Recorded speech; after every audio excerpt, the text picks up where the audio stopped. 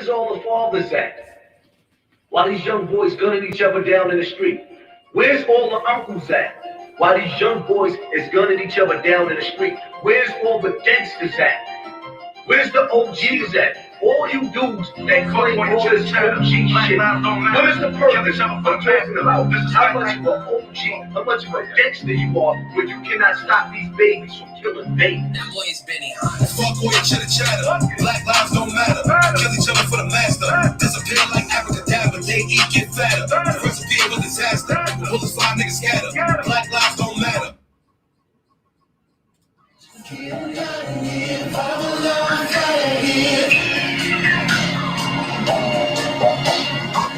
It's only popping in. They can come and watch us in. Leave us alone. What you gon' do now? Hope you're ready, cause I'm really about to put it down. Tell you all that I don't ever disrespect you. Not tomorrow, but tonight I wanna spend you. That ass down, gotta make it last now. Start off slow, you're gonna feel it. I know how to say stop when you say no. There you go again, that voice is good. You make your girlfriend.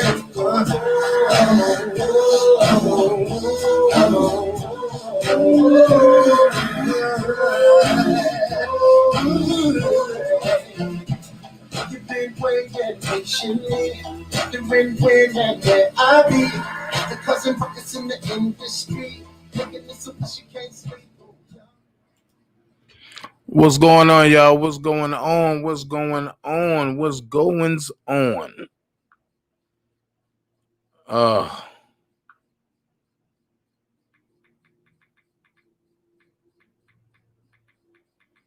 on.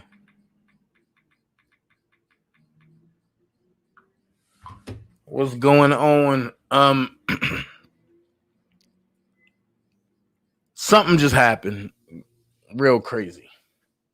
Now, we've been going through racial discrimination. But before I go there, I'm going to say, what up, Dream Team? What's going on? Miss y'all. I'm going to be going live a lot more often. Just had to get some things in place.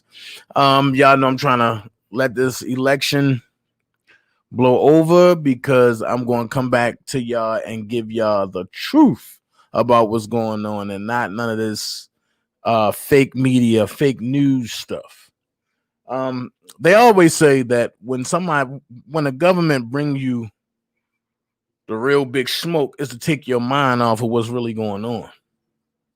Well, we know George Floyd was killed in front of the American people. And we know George Floyd was killed in front of the American people on camera, and the officers didn't care.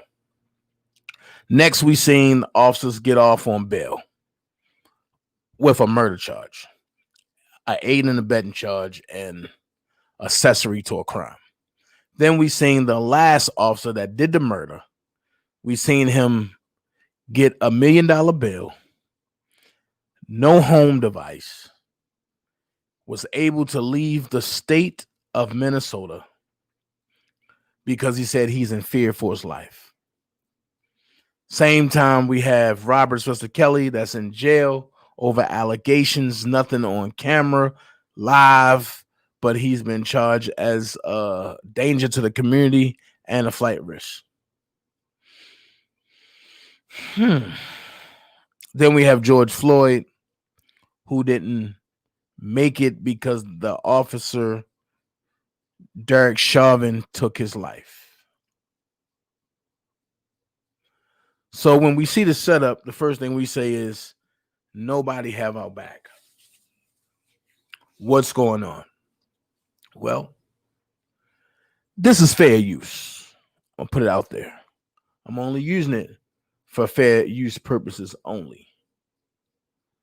So with that being said, the best news that I ever could have seen in this George Floyd case is right here in front of all of our eyes. And I'm about to show it. It clearly says judge declines to move trial of officers and Floyd's death. So what the police union tried to do was have them move it so that way, the officers can get off. But the judge says a judge on Thursday declined defense request to move the trial of 4 Minneapolis police officers charged in George Floyd's death, and also ruled that all 4 would be tried in a single proceeding. So that means no co-defendants. You all going to be tried separately. Hennepin County Judge Peter Cahill, that's the judge that they wanted to get off the bench. That's the judge that Biden said he will remove. Listen to what I'm saying. That's the judge that Joe Biden said he will remove when he get in office. But Judge Peter Cahill ruled after defense attorneys had argued that pretrial publicity had made it impossible for the 4 men to get a fair trial. They had also cited a September 11th hearing in which the men and their attorneys were confronted by angry protesters outside the courthouse, saying it showed that holding the proceeding in the same area where Floyd died would be unsafe for participants. Defense lawyers had argued that witnesses could be intimidated and jurors could be affected by chants from a crowd outside. Moving the trial away from Minneapolis to less diverse areas of the state likely would have affected the makeup of the jury. Judge Cahill said he would revisit the ruling if needed. Defense attorneys had also argued that when the men should face separate trials, as each officer tried to diminish their own role in Floyd's arrest by pointing fingers at the other. But Judge Cahill rejected that too, saying the complications of separate trials were too great and that trying the officers together would ensure that the jury understands all of the evidence and the complete picture of Floyd's death. George Floyd, that is. A black man, a colored man in handcuffs, died May the 25th after Derek Chauvin, who is white or Caucasian, pressed his knee against Floyd's neck as he said he couldn't breathe. Floyd's death sparked protests in Minneapolis and beyond and led to a nationwide reckoning on race. All 4 officers were fired. They are scheduled to stand trial in March. Derek Chauvin is charged with unintentional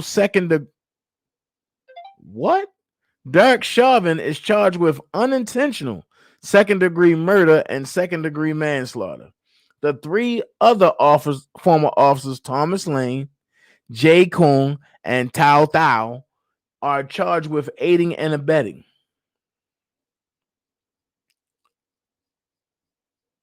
Wow. That right there says a whole lot of what's really going on. Many people ain't going to like the fact that these officers are about to get what they deserve. But what I find funny, and all this is tying into the election. We have a president and Donald Trump who's trying to defend his seat, who goes up by landslides in these states with 87% or 92% reporting at 4 a.m. in the morning. Mysteriously in the battleground states, 150,000 ballots appear. Then you have testimonies of people who were given markers to mark their ballots, and the ballots wasn't counted. But then if you have a pen, they will take your pen and give you a marker. This is voter fraud. So when you see people saying, yay, Trump's leaving, yay, like prime example, me, Levi, and Larry had a argument behind the scenes yesterday. Two of them, actually. And they made the whole thing like, did anyone ever notice the license plate on the squad car door? No, Jeremy, enlighten me, bro. I didn't. Please enlighten me so I can go back and look at it. But their whole stance was Trump lost. He need to accept his fate. Here's my thing. If Trump lost fair and square, there's nothing you can do. But if you're going to do the election like this, you should have did this in 2016 and Hillary Clinton would have won. But in 2016, after 2 a.m. in the morning, everything stopped. And Trump was declared the winner because he had the majority votes. No, because he had the battleground votes. He had the electoral votes. Hillary had the popular votes. So Minnesota state plate, it says police. Just wow. I'm gonna go back and look at that, Jeremy. Thanks for pointing that out to me, bro. It just killed me because when people sit back and say, oh, Trump just lost, he didn't. I want to know where all these invisible people are at, because Arizona even said it's more ballots than people that are registered to vote. That's the key. You can have a lot of people there living in those states, but how many are registered to vote? How many are really living? They got dead people voting. How? Impossible. And people like, oh, Dana, oh, you support a racist. Well, have you looked what Biden is? And then teamed up with Kamala Harris. That's even worse. That's like putting, who can I use? That's like putting Adolf Hitler and Kim Jong-un as a pair to run for president and vice president. That's what that's like. Biden's whole job when Obama was in office was to hurt colored people. Now people be like, oh, Donald Trump racist, he did this, he said. What did Donald Trump ever say that was racist? And I know what people are going to say. Oh, you heard what he said about the black people in Chicago? I'm going to refresh your memory. You got to realize he's coming from a corporate standpoint. You have a conglomerate in Donald Trump who's fighting a corporation. So in legal terms, black means death. So what he's thinking is you have a bunch of black people, aka dead people, running around the streets hurting people. Why not call people for what they really are? They are colored folks, not black people. Not black people. And I'm glad that Levi here, because you hear you and you see what he say. Dana, what the hell are you talking about? I love it. Maybe me and Levi can set up where it can be a Dana J and Levi debate. It'll be totally different. from the debates he have with Team Truth. It'll be a OG to a middle G conversation. And I will pull out facts. He will pull out his facts. And then we will meet at the middle of the road. Set it up, Levi. I'm on your ass. And then, Jeremy, get out my head, Jeremy. Jeremy, get out my head. And then they say Trump divided the country. Do y'all realize that this was going on during the Obama era? And this is not a knock to the gay people because I love everybody. But look who Biden favors.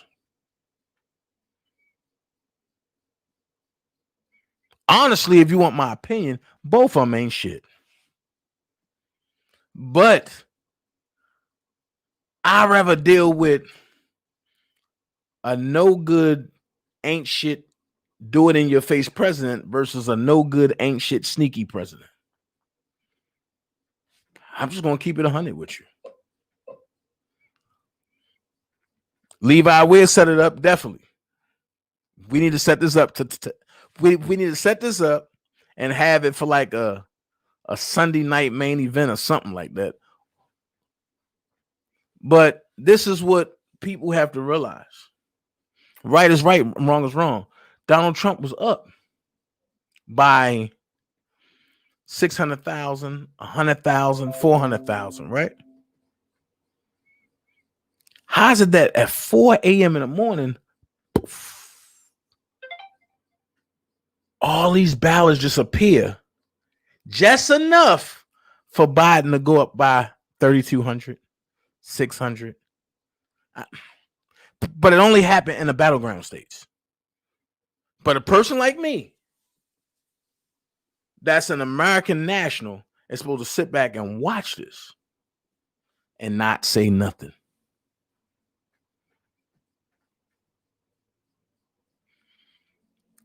This is the second time I've seen this in history. Everybody be like, this is the first. No, it's not. The first screw job was George Bush, Al Gore. The second screw job, Donald Trump, Joe Biden. Right, EJ. They worse than Nixon and Reagan. So, Brenton stupid.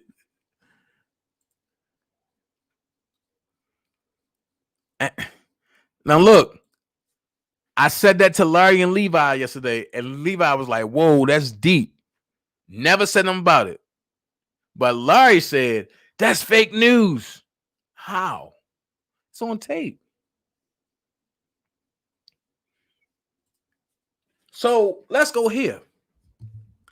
So Joe Biden is the only one that got damn near 90,000 mail-in ballots, huh? Only the Democrats did mail-in ballots. And all the Republicans went to vote in person. But only the Democrats are scared of coronavirus. All the Republicans are not. How stupid do that sound? How stupid do that sound?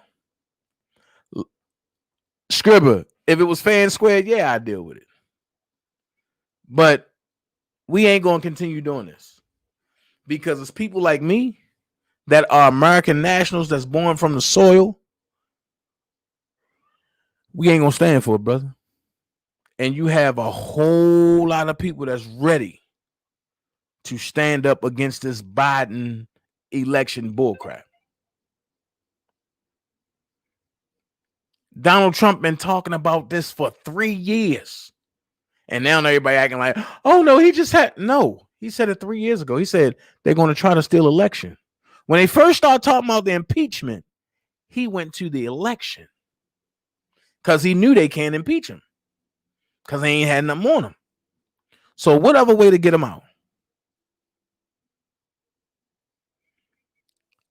You know what, Just Jazz? I love you so much. I love fam so much. Harris will put all black men in jail. She funds the Time's Up, Me Too. I'm telling you what's about to happen. And I said it yesterday. If they allow this to go on, Robert Kelly will never see the light of day again. I'm just going to be real. Because mighty Joe Biden ain't going to pardon him. And Kamala Harris hate him. But Kamala Harris said that she was once a fan of him. So I'm wondering if she tried to holler at Robert and he turned her down and now she got bitter just like everybody else. Let's make this make sense. This is, and I keep telling everybody, this is not about a presidency. It's not. It's about hidden and secret agendas. Also, do y'all know this? Joe Biden is Catholic. And he also agrees that pedophilia, there's nothing wrong with it. Make that make sense. He's one of the ones that said, I didn't know dealing with underage and little kids were wrong. Go pull the tapes if the tapes haven't been pulled already.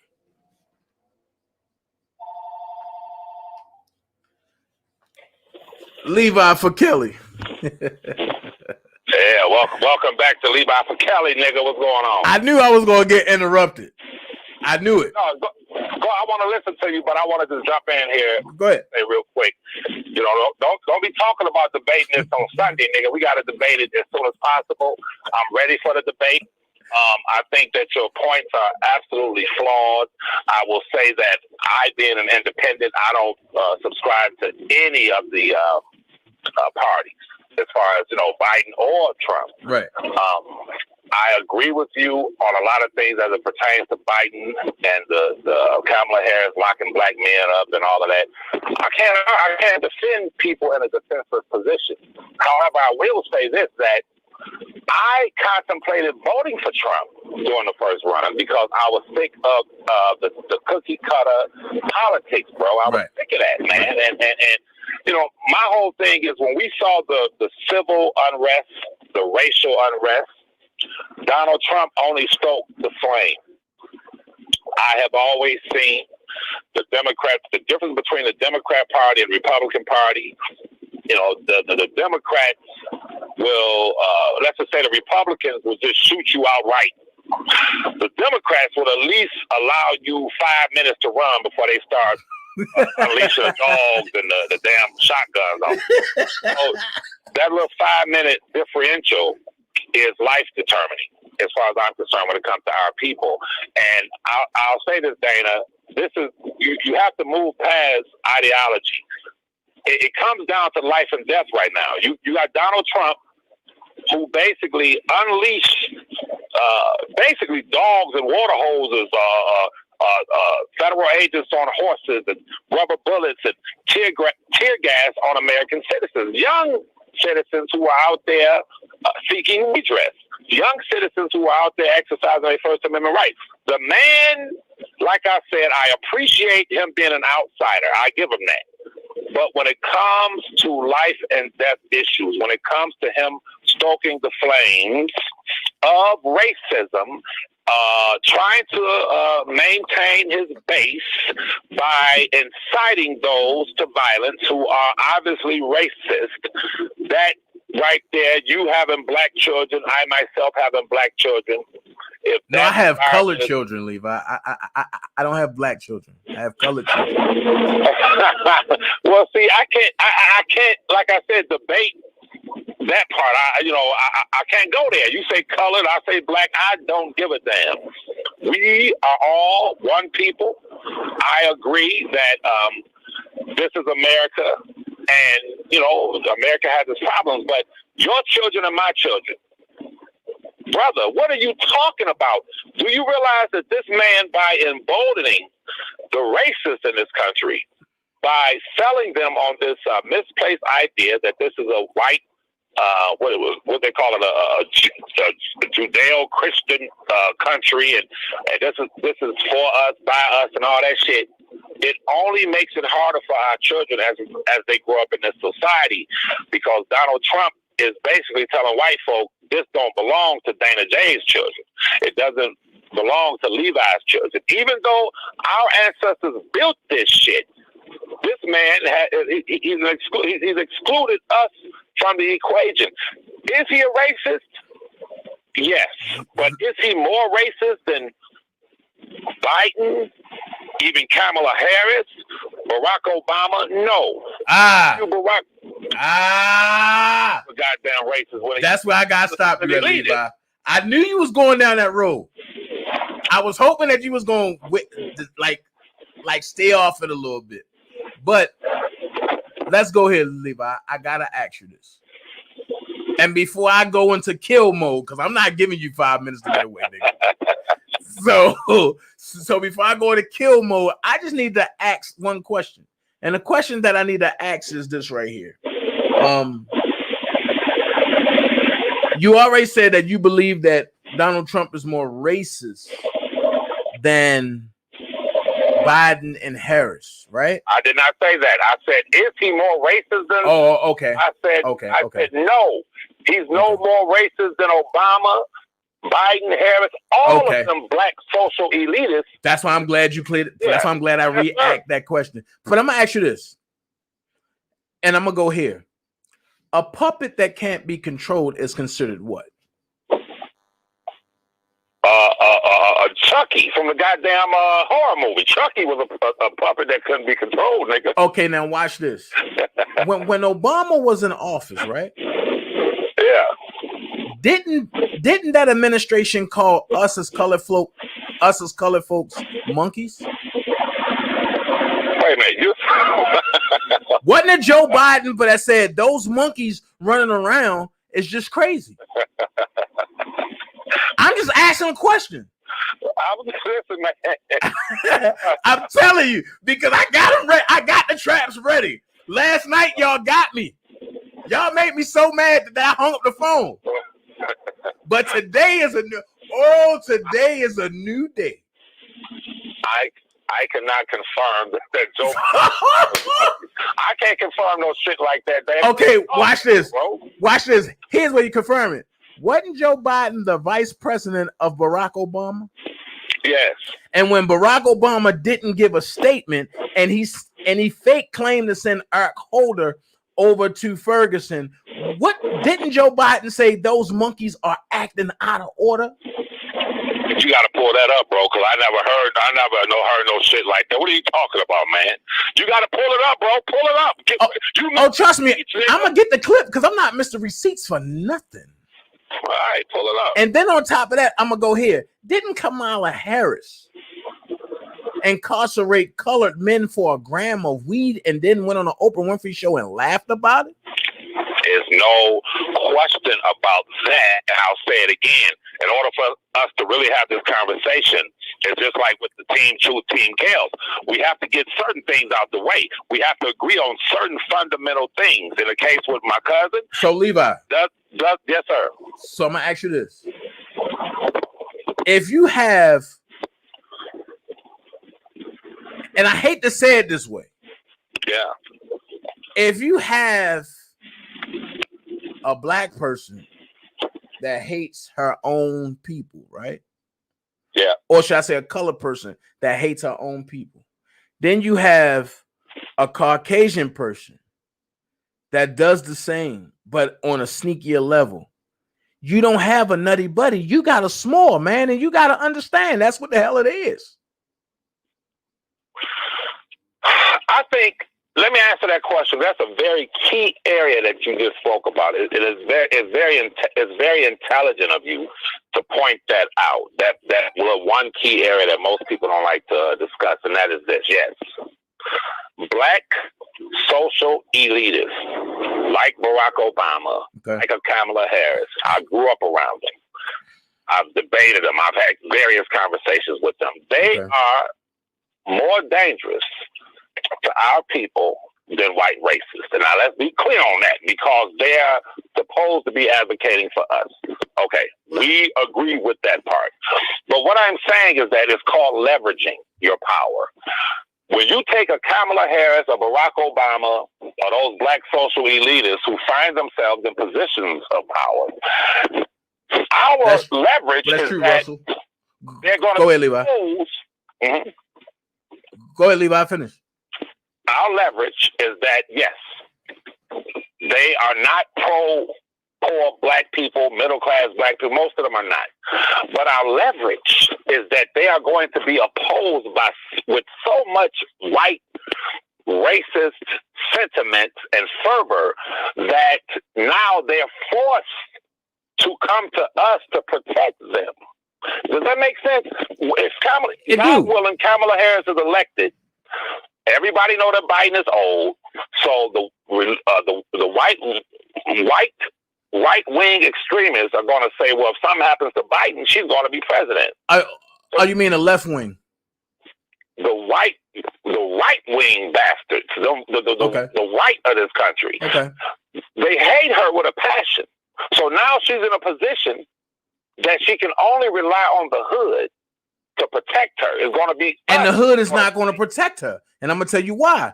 When you betray the hood, you can't ask the hood for help.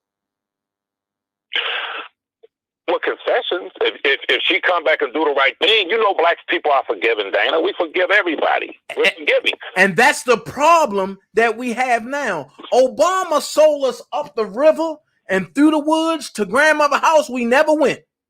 But then he come back and say, vote for Joe Biden, vote for Joe Biden. Nigga, whoa, we ain't forget what you did to Nomar, bro. I agree with you. We ain't forget that you went and pardoned that lady that was help stealing kids out of Africa, and then you created an Amber Alert after her name Amber, and then all those kids mysteriously came up missing again after she got out from Africa. We ain't forget that. But Levi, I take your position and I understand. Trust and believe. I'm gonna be honest with you. If this can all be over, I will be happy about it. The problem is we have too many people who follows the rhetoric. And a lot of people hate Trump just because their homie hate him. But let's be real. Trump didn't become a racist until he ran for president. Even when his father was the crooked of crooked, they said Trump one of us. But when he ran for president, they said, Trump can't be for us now because he's running for president. But that's not what made him a racist. What made him a racist is when he attacked pedophilia. Now all of a sudden he's a racist. He's a bigot. He's not one of us. Look at it. Every important person who don't support pedophilia is being attacked. Look at Robert Sylvester Kelly. Look at your cousin. Am I right or am I wrong, Levi? I'm listening to you. I'm going to finish the point. So what I'm saying is, the point is this. This whole thing is not about elections. It's not about a presidency. It's about moving a movement into play that's going to destroy us for damn near the next 12 to 24 years.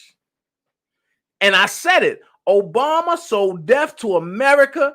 And I'm going to say it again. I believe everybody have their own right to do whatever it is, right? I have no problem with the gay community. I'm going to put that out there because some of the great people are gay. Actually, gay definition number 2, because all of us have been gay definition number 1, which is happy and before. But what I will say is this right here. When he opened that door and made it okay for the rainbow to shine as bright as it did, you can't open that door and think the devil ain't going to try to hijack that movement. And the devil came and hijacked the LGBT community. And now what do you have behind it? Pedophilia. You cannot tell them no and tell LGBTQ yes. You can't do that. So now you have to accept what God said don't accept. And this country was founded on what? The principles of what? And the first thing they do is pull out the what? Come on, Levi. Make it make sense. Okay, I'm here for today, baby. Let me ask you a question. How was the LGBT community able to leverage more power? See, this is the only problem.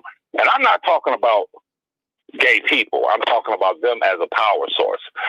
Because we must consider that there's racism within the LGBT community. That's true. And they don't, those who have seized that power don't give a damn about gay black people.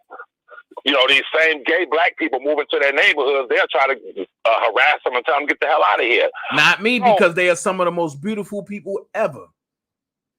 Yeah, I don't have a... Listen, I'm going to say it again. In my interactions with gay people, they've always, for the most part, they've always been very polite to me. I would prefer to live next door or live in a gay community where everybody's polite and, civilized, as opposed to living around a bunch of fucking thugs that's not going to cut their fucking grass and take care of their kids and do, you know what I'm saying? So come on. It's not about gay, straight, it's about decency. However, my question to you is, how were they able to leverage their power, stepping over black people, where they have gained all of their rights? They have gained damn near all of their rights when we're still fighting for the civil rights. Simple shit. We have not made any advancement, but they have overnight almost. Now, how were they able to gain all of this ground under and through Obama, and we were not? That's my question to you. Because they know how to do something that color folks don't. They know how to stick together. They know how to come together no matter what. I agree. And the problem is when they come together, they realize that when they come together, they're more powerful than any other race as one. Meaning that when they come together, we got islands. We stand on islands. So it's like, oh, we this over here, we this over here, but they unite as one, which means, and which proves my point, Levi. My point that I'm proving is this right here. Why couldn't Obama do that for us as colored people? And when I bring up the Muammar Gaddafi thing, I bring it up for a reason. And people say, man, Muammar Gaddafi killed people. He did this, he did that, he did that. But go back and look at, and they got it on display. Look at the last sayings of Muammar Gaddafi to Barack Obama. It's going to freak you out. Because when I first heard it, I was like, nah, man. But then when I read it, I said, ooh, this is more than what we think. This is about one world order. And then I'm going to go here. Look at it like this. There wasn't a World Bank. There wasn't a fiat system in Libya until Barack Obama weakened the defenses of Libya for Hillary Clinton to come in and take over and do what she had to do. I totally agree. I totally agree with that. I totally see. But let's cut through the chase, Dana. When you talk about a one world government, I'm not going to fight. I respect Donald Trump in this instance, where when it comes to American sovereignty. There you go. There you go. Yes. Yeah, I respect that, because I have sat back and watched other groups and other peoples come from other lands and literally rape and pillage America, such to the extent where black folk, or you call them colored folk, we were the losers. They came into our neighborhoods and our communities and built a whole world on our backs. They don't give a damn about us. Let's be clear on that. When it comes to these other, not all. I'm not talking about. I'm generalizing here. When it comes to these other groups in America, they don't give a damn about our people. Right. I get that. What I remember after 9/11, Reverend Al Sharpton and Reverend Jesse Jackson stood on the federal courthouse in Detroit, and they were up there advocating and protesting for Arabs and those of the Muslim faith. They were protesting, saying that we have to treat them fairly. Now, this was right after 9/11 now. And I remember thinking to myself, wait a minute. I didn't see no Muslims or Arabs marching with Dr. King. I didn't see no Muslims or Arabs or those in these other races fighting for us. So why in the hell would these so-called two prominent black leaders run out and fight for them? Now, the answer to that is simple. What? Puppeteers. Puppeteers and money. Them. Yep. They gave them a few $1 million. They donated to their nonprofit. So yes, Dana, you're right when it comes to the corruption. You're right when it comes to when you say Donald Trump is no worse, and he's probably better than Biden. He's better than most of these so-called Democratic politicians and shit. I agree with that. All I'm saying to you is that when it comes to those rubber bullets, when it comes to when there's an insurrection, when the country stood up, when the country rioted, and there was an insurrection, if you want to call it a riot, whatever you want to call it, Donald Trump basically set a stage. He poured gasoline on a fire, and he incited those right-wing extremists to do harm to not just black people, or colored people, as you call them. But it was like, I have a problem. Listen, bro, as a child, when I was born, bro, I was born maybe, 3-4 years after the riots in Detroit. And I would hear all these stories as a child. I have a problem, man, with civil unrest. When civil unrest occurs, you should be able to go out in the street.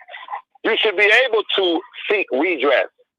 But when you have a president that says before he even was elected, he said, I'm going to put down all of that shit. I'm going to make sure that there is no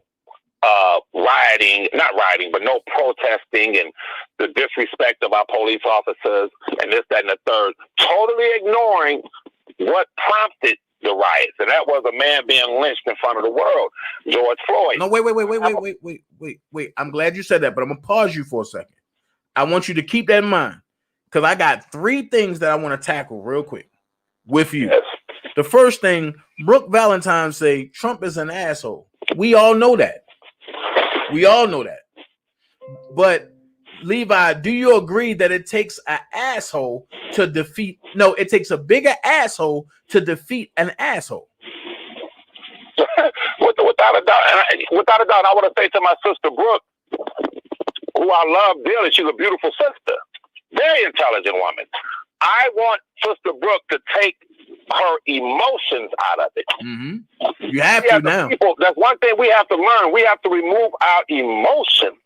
That is an emotional argument, and that is an emotional position, and that you are right when it comes to your emotions to refer to this man as an asshole.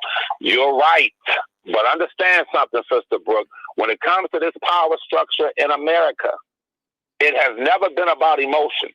If Trump is an asshole, that would make Barack Obama a much greater asshole, as he sat in the White House for 8 goddamn years and saw that carnage in Chicago and other places, but mainly Chicago, where he's from politically, and didn't say or do a damn thing about it. We're talking about human life, man.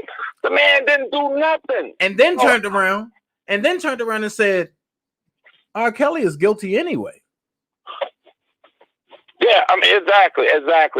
Not willing to give him a fair shake. Yeah, I agree with that, but I want Sister Brooke to understand. Please, sister, understand something. This is a capitalist society, and when it comes to this nation, this is why I respect Larry a lot, because he talks about empowerment, economic empowerment.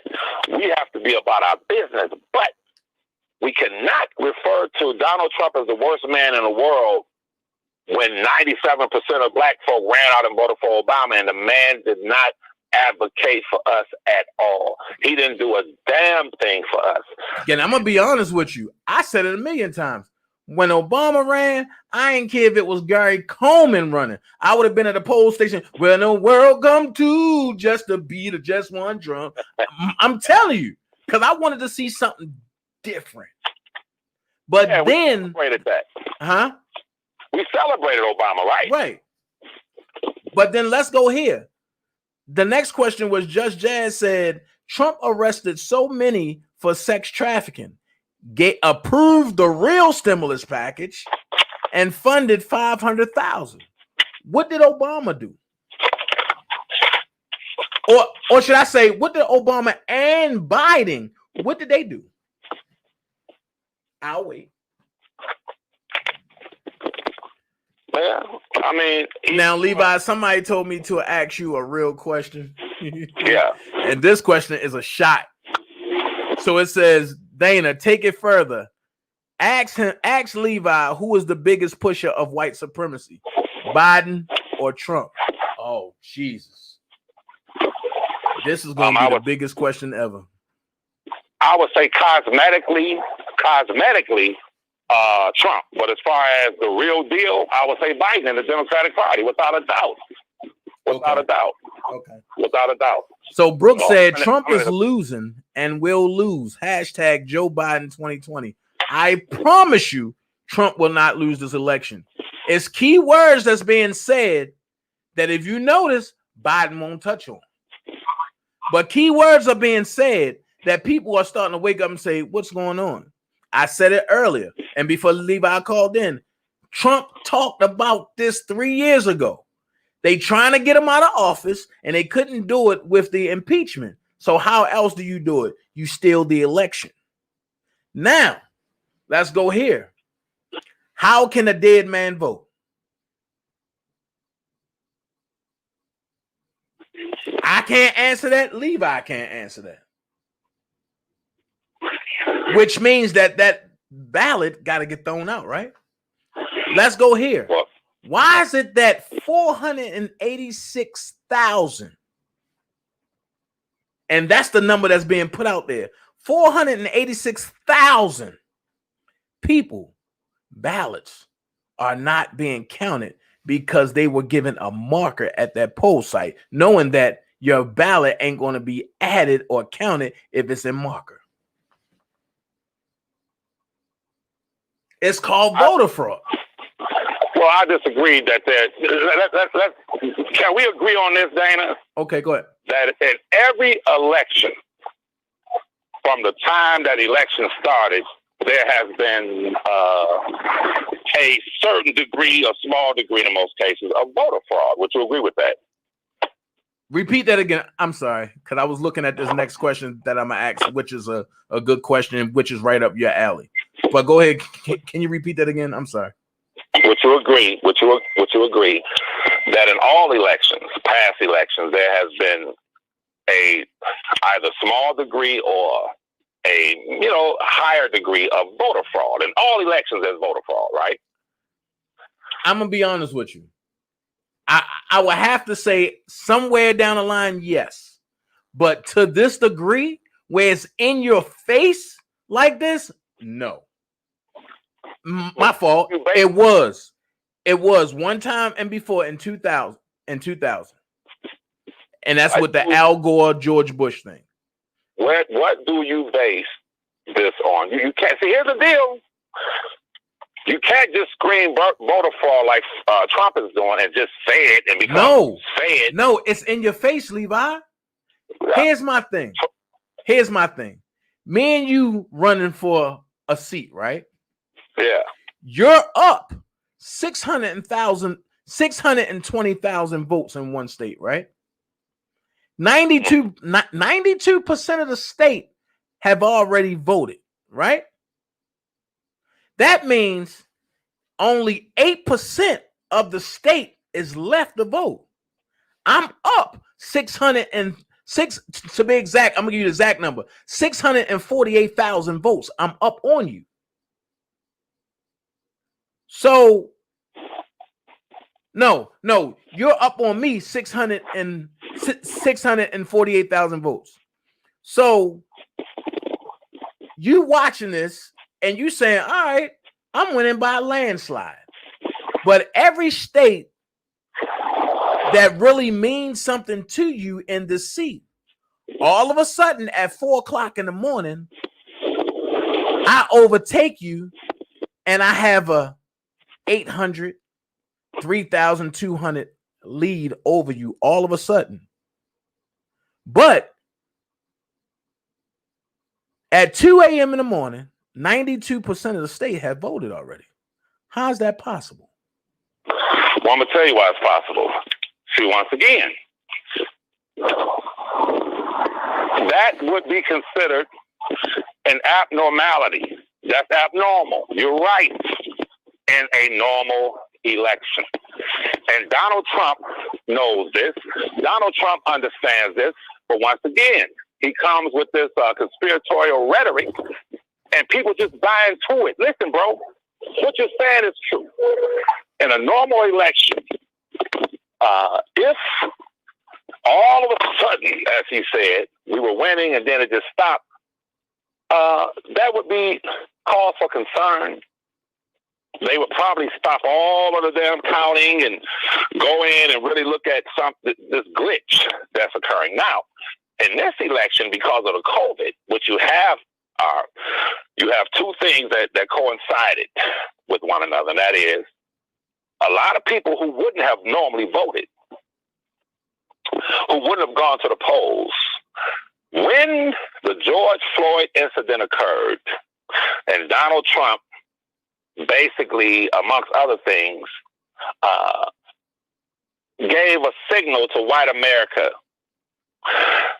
to progressive white America, that if your children come out into the streets contesting and protesting me, I'm going to unleash the goddamn police on them. I'm going to shoot them in the face with rubber bullets. I'm going to release tear gas. Now watch this. A lot of those. This happened, brother. Give me. Go ahead. Then I'll be quiet and listen to you. No. Go ahead, because I want to hear this. Yes, sir. So white America was like, wait a minute now.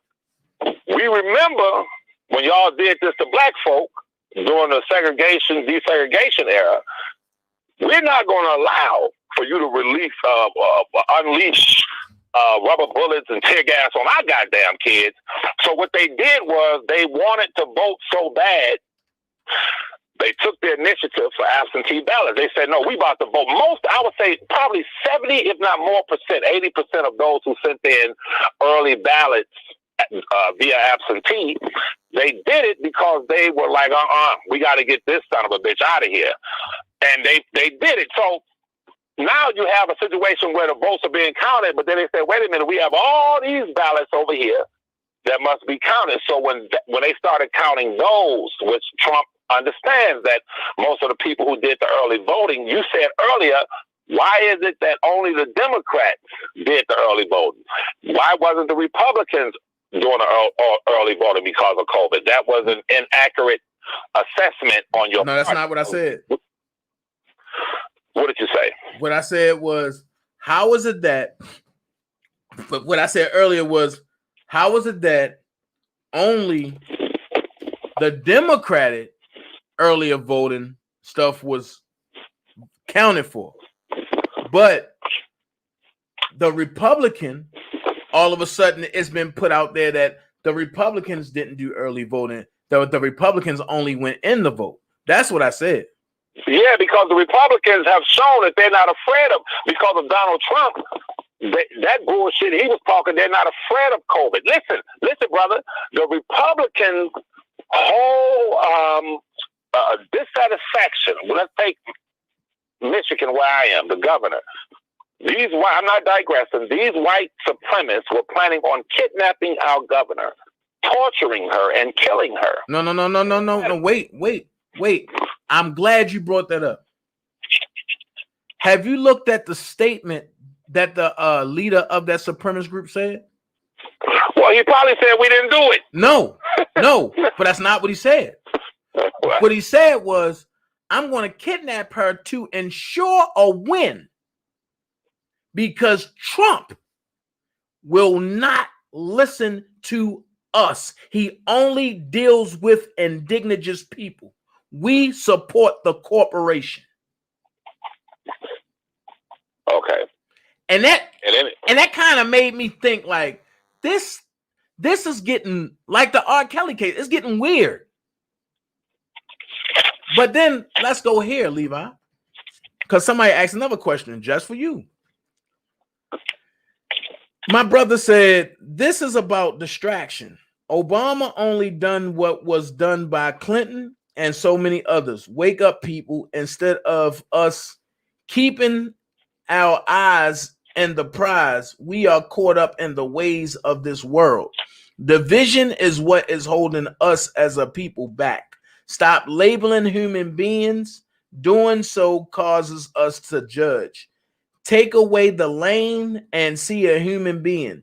Power is weaker than influence, but the influence instead of wanting to be right. No, be the influence instead of wanting to be right. I'm sorry. I would say to that individual who said that, idealistically, you're right. When you say, I would love to see all human beings as human beings. However, when we live in a reality called America, where while we're trying to see all human beings as human beings, we have a justice system that by its own admission incarcerates more black men and black people than our white counterparts. When we have a medical system where black folk are receiving the worst in health care, when we have an economic system where black folk, even though after the Civil War, we were a smaller population, we own less than 1% of the wealth of this nation. So now, 2020, what am I talking about? Yeah, 2020, as we go into 2021, we still own less than 1% of the wealth of this nation. When we have so many disparaging realities showing that black folk are disrespected, discounted, disenfranchised, thrown the hell away, not gave a damn about these. I cannot say, well, I love all human beings when we're not the ones. It's like us standing outside of a restaurant. Everybody else is sitting at the goddamn table eating. And we talking about, yeah, I love the food in there. I love that food in there. But we ain't even at the goddamn table. We can't even eat. You feel me? So, yes, you're right. We should view each other as human beings. But I'm going to say this and I'm done. To that person who said that, the first time in my life that I've ever been able to see any break of day, any light as it pertains to the potential of America growing and us being able to embrace one another as human beings is when I saw those young white children, Hispanic children, Asian children, black children out there in the streets tearing America the hell up because they saw a black man, George Floyd, being lynched before the world, not only in America, but all over the world. There were protests and there was a call that this must stop. It must cease. You all cannot continue to kill black folk wholesale in America. Now, that's promising. However, we're back to square one because the groups who have protested, they are now benefiting more than black people. Black Lives Matter. Hundreds of millions. Get out my head, Levi, because we about to go there. Yeah, Black Lives Matter. Hundreds of millions of dollars are being poured into them, but it's not trickling down to the black community, man. Stop right there for a second. Go ahead, brother. Go ahead. Stop right there. I'm glad you said that. Here's one of matter of fact, let me jump in this question first or this comment. And then we're going to come back to the Black Lives Matter right at this comment, because I have something up on the screen that's from the movement that I'm part of called the Walk Away Movement.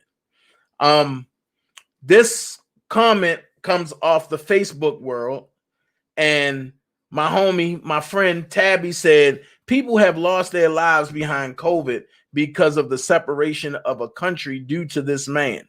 Now, wait, due to this man. I'm going to correct that because that's wrong. That's incorrect. And then she say, we are no longer the United States of America. We are no longer the land of the free. All right. Do you want to tackle that first, or you want me to tackle that first, Levi? Well, let me say this real quick. I'll speak briefly and I'll say this. That's fine.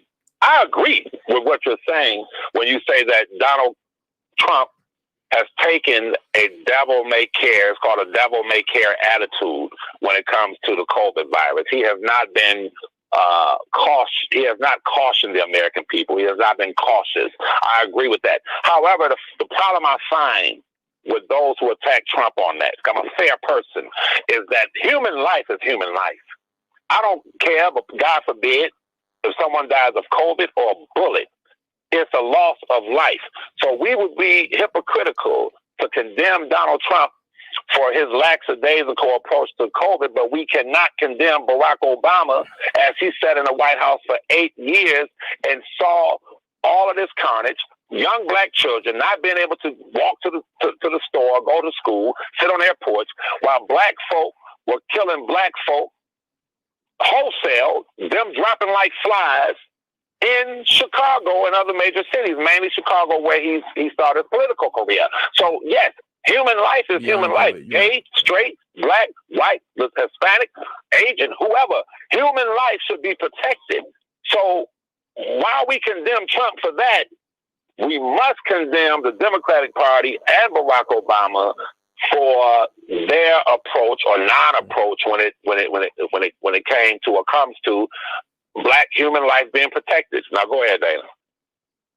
Okay, here's my take on it. And Tabby, we're gonna come to that question next. Here's my take on it. The first thing she said was people have lost their lives beyond COVID because of the separation of a country due to this man. I'm gonna say this: COVID-19. When Donald Trump first came out and told y'all what it really was, a lot of the people said he's crazy. He don't know what he's talking about. He said, plain and simple, these 5G towers let off signals and it make you weak. It make you weak where it feel like you got the flu or something. When you go to the hospital, they inject you with the coronavirus to see how your body's going to react. That was the first thing that Bill Gates came out with. And if you notice, I did a little thing on YouTube about why should we trust Bill Gates a while ago. And YouTube struck my channel for that. And they took my video down. And if you notice, anybody that associates COVID with the 5G thing, they strike it, they take it down off of all platforms. That's what I'm going to say about that one. So Donald Trump warned everybody. And then she said, we are no longer the United States of America, but the way she have it is in normal prospect. Tabby, we were never the United States of America. We were always the United States of America, spelled in all caps, because when they came and took over Turtle Island, which is now the United States, when they took over Turtle Island, they split it.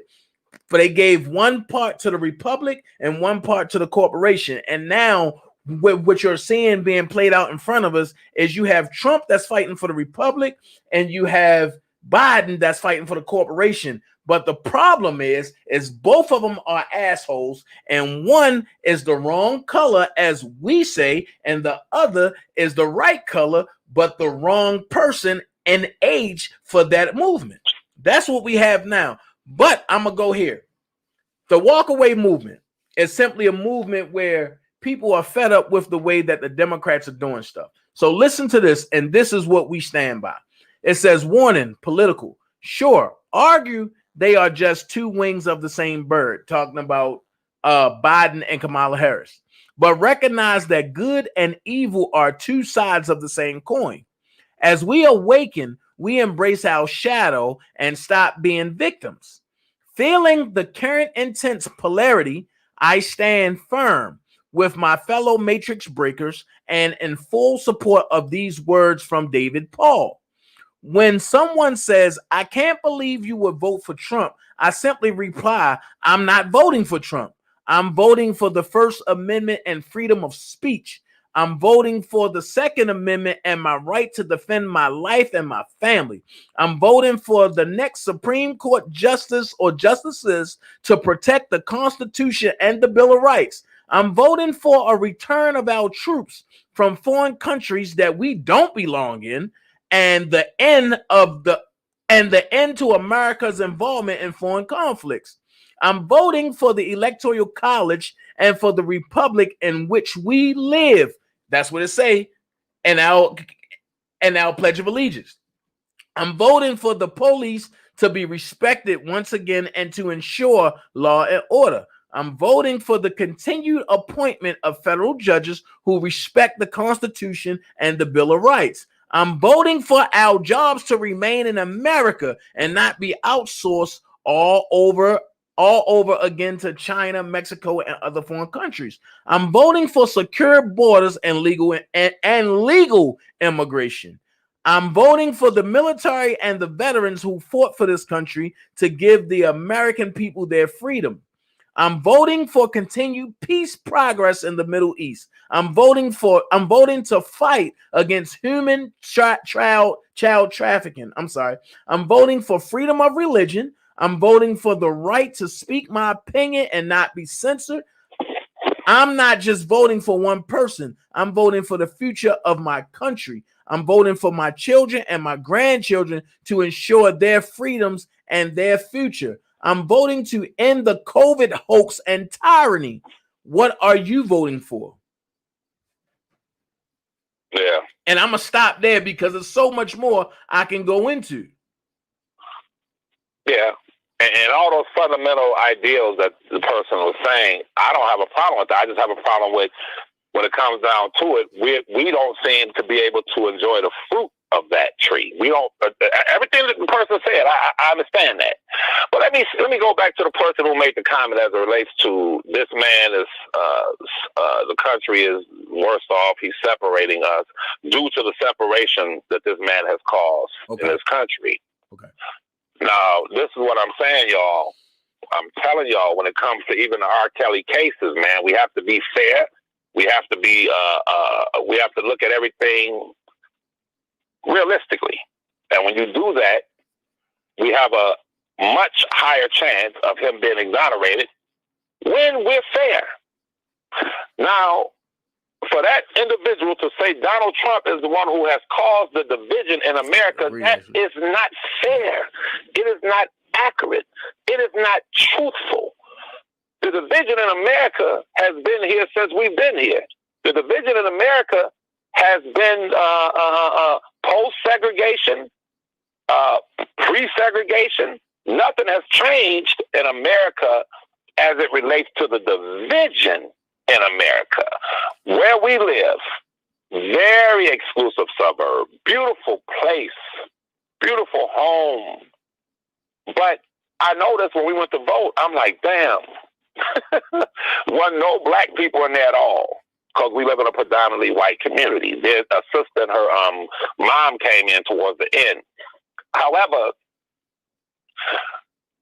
where we live, as beautiful as it is, I would have loved to have raised my children in Detroit. I would have loved that. But because of the schools, because of the lack of services, because of the crime, because of all of these things that have excluded every black community from mainstream America, you know, white people will go in and gentrify these areas, gut it out, and set their own reality there. But for the most part, here's the deal.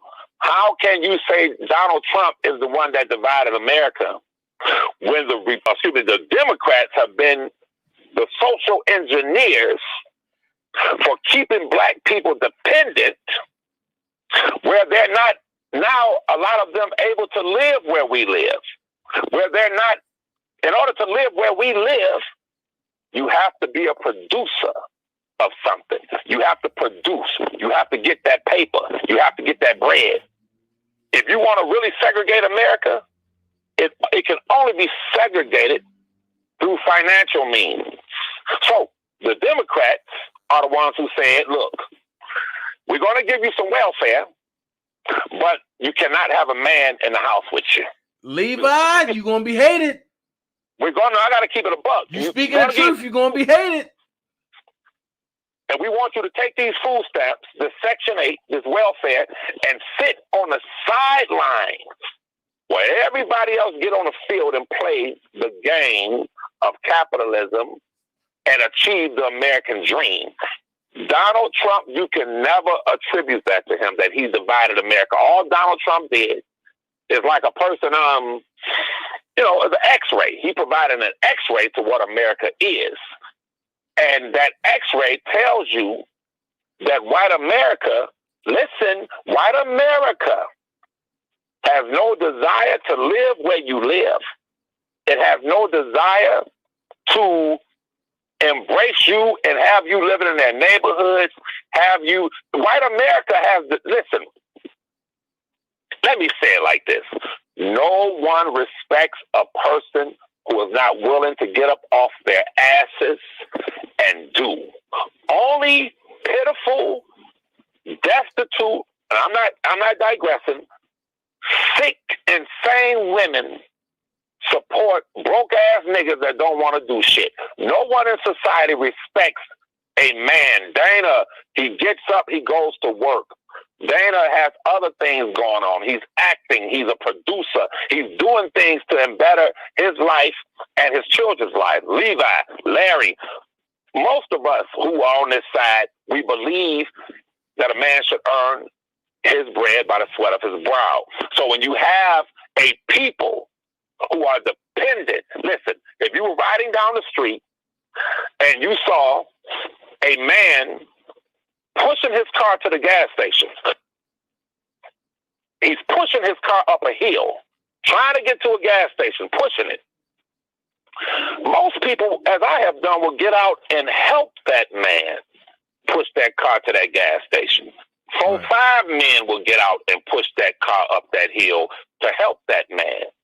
But when you have a man sitting in a car with his wife pushing the damn car and he's just sitting there and he's not trying to at least get out and push the damn car to the gas station, how could you expect for anyone to feel sorry for him? How could you expect for anyone to assist him? Black people, because of the Democratic Party, we bought into this idea of dependence, standing around waiting for people to do something for us. And you see that shit in these goddamn YouTube streets with these niggas. Just sitting up waiting for people to send them some money and I'm debunking a lie, so take care of me. Fuck all that. It's about being a man. It's about being a woman. It's about producing a reality for yourself. And when you do that, people are more prone to help you. But white America has, rightfully so, they have rightfully so, in a sense, said to Black America, look, we are not trying to live around some people that's not willing to get outside and cut their own damn grass. Pick up the trash in your own goddamn community. Beautify your own community. Put some flowers out on the corner where we live. The community gets together at a certain time of the year and put flowers out. And you see us, everyone is making sure that the community is clean and safe. I'm not faulting black people. I'm faulting the Democratic Party for saying, here you go, here's some food stamps, here's Section 8, here's a few dollars. And then you look up and you have a people that's been sitting on the sidelines while the game is going on and on and on and on. Black people, our biggest enemy in America has been these so-called goddamn liberals who understand if I pay you $500 or $750 a month and give you free housing in the goddamn slums, Now you ain't no competition for us. You're not no competition. That when you think about that, you trying to tell me $750 a month and free housing is enough to kill your creativity, to kill your productivity, to make you sit at home, play whatever them games are, PlayStation, watch a reality show TV. Xbox come out next week, and I work, and I'm getting one. And I'm still going to work, but go ahead.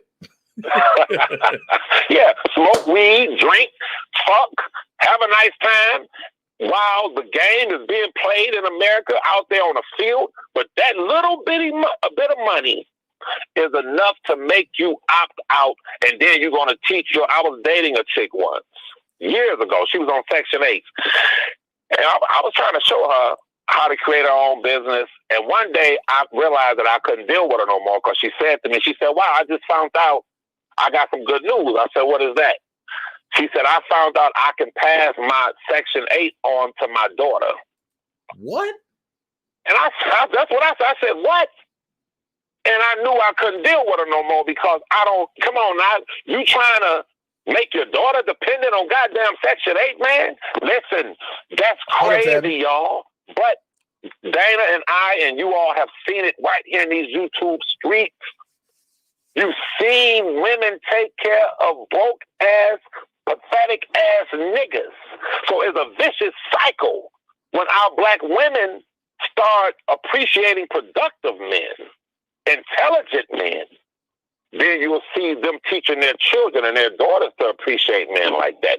You will see a growth in our community right now. And I'm not someone that's going to sit around and say, poor black people, we went through slavery, we went through Jim Crow. Yeah, we did. We went through all that shit, but that shit was supposed to make us stronger, which I am stronger because of it. Dana is stronger because of it. Larry the Grown Man is stronger because of it. You understand? We haven't allowed those things to turn us against our own damn kids and abandon our own fucking children. These things God allowed to make us stronger as an individual, as men, and as a people. But I'll say it again in closing. To that person who said Donald Trump was dividing America, I would suggest that you ride through your neighborhood. If you live in the hood or if you live in the suburbs, ride through there now and look at how clean the streets are in the suburbs, most suburban towns. You could drop some food on the ground down there and eat it. You don't see bottles, liquor bottles, and wrap papers and blunt papers and a bunch of goddamn trash, man. In the hood where I'm from, bro, when I go visit that place, I want to cry. I see people take a goddamn McDonald's bag and just throw the shit out the window as they're riding down the street.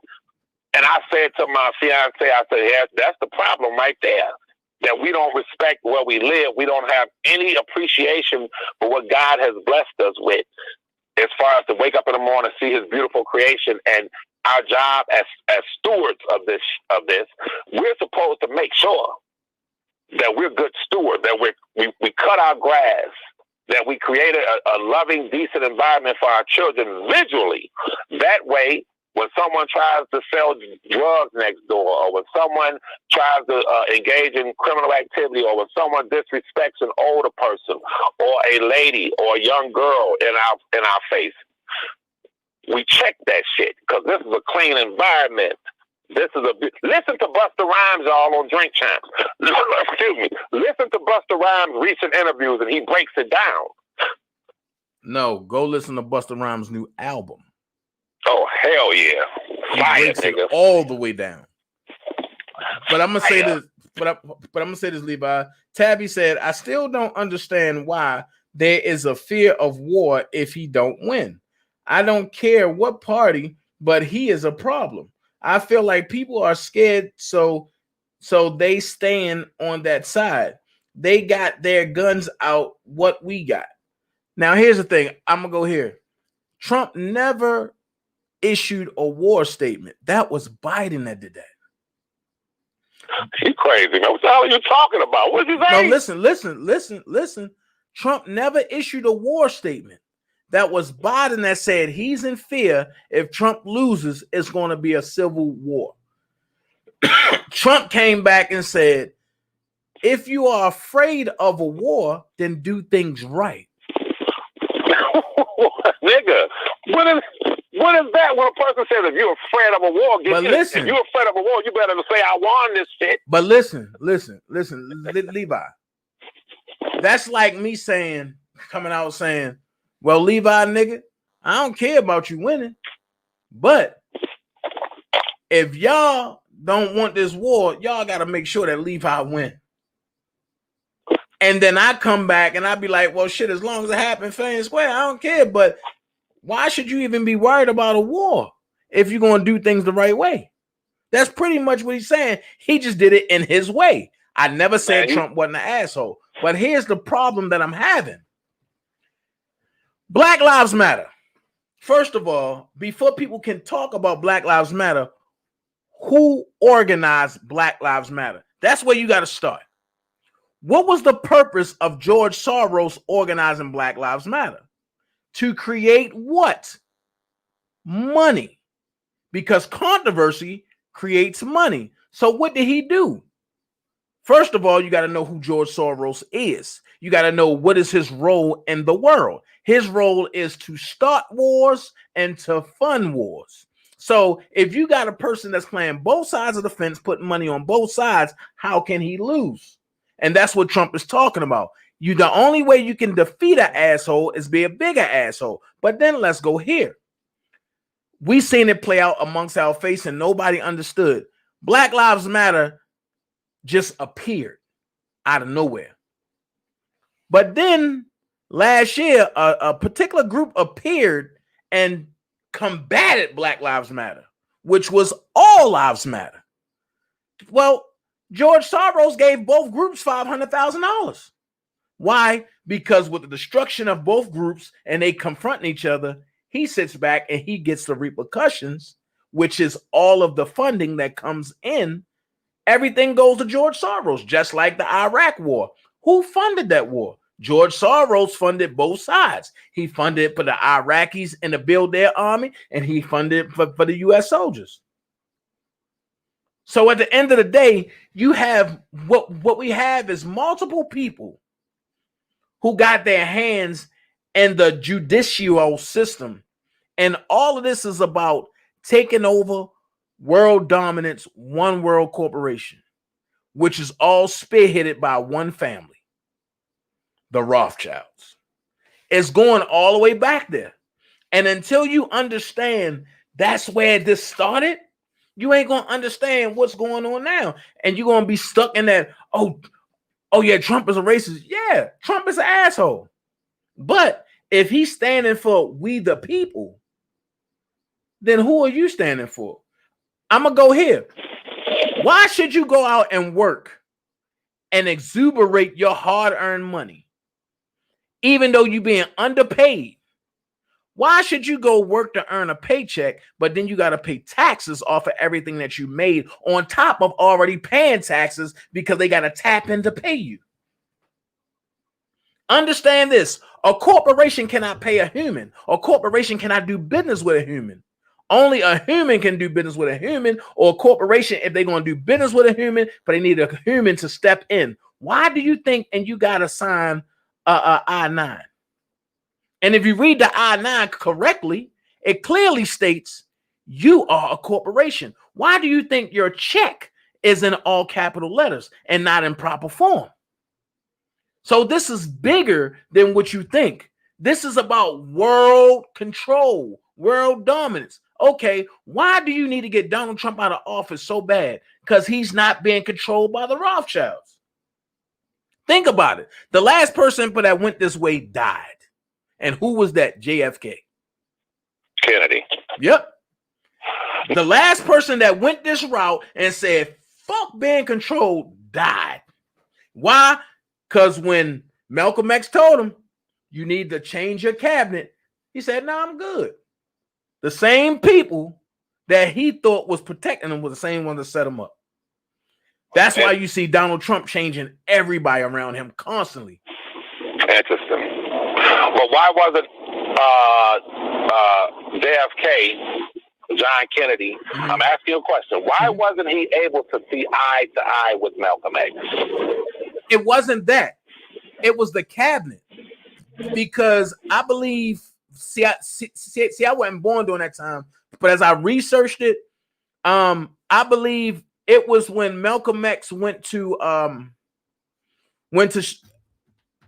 Malcolm X's last speech. It was in Chicago, right?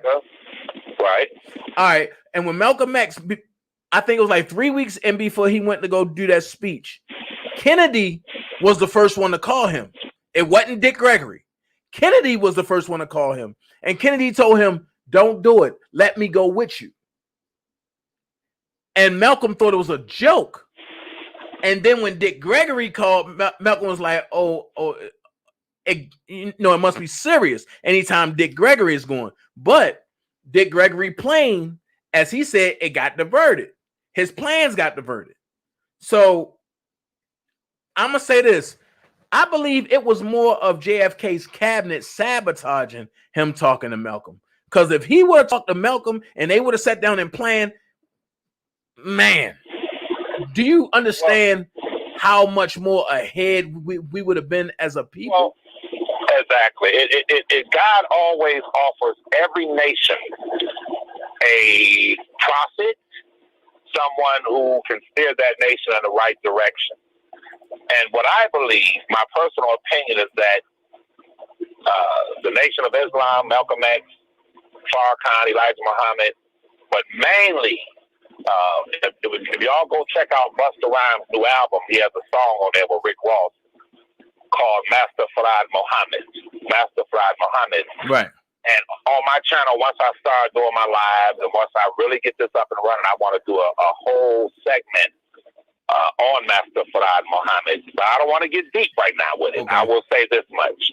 As intelligent as we know Malcolm X to be, an ex-pimp, hustler, street guy, as intelligent, I'll say street nigga, because he was a nigga at one while. He was a nigga. Thug. As intelligent as we know him to be, never lose sight, people, that the one person who taught him was Elijah Muhammad, but the person who taught Elijah Muhammad, who only had a third-grade education, was Master Floyed Muhammad, who was an Arab from the Middle East.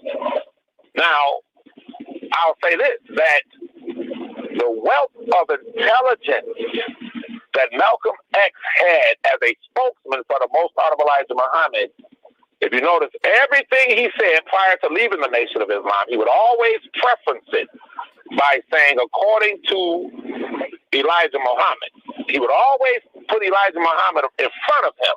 Well, according to the teachings of Elijah Muhammad, according to our teacher, he was an excellent, perfect representative of Elijah Muhammad, and that was his job, and he performed it very well. However, to answer your question, or to expound on what we were saying, I think the problem always comes in, historically, from a biblical perspective, when God sends a nation a messenger, a prophet, the leaders, like Kennedy, they are faced with a challenge. Do we believe, do we follow this person's instructions, even though this person comes from a people who are broke, a people who are oppressed, that we oppressed, a people who are, they just don't have a high degree of education because we have fucked up their educational systems, their schools?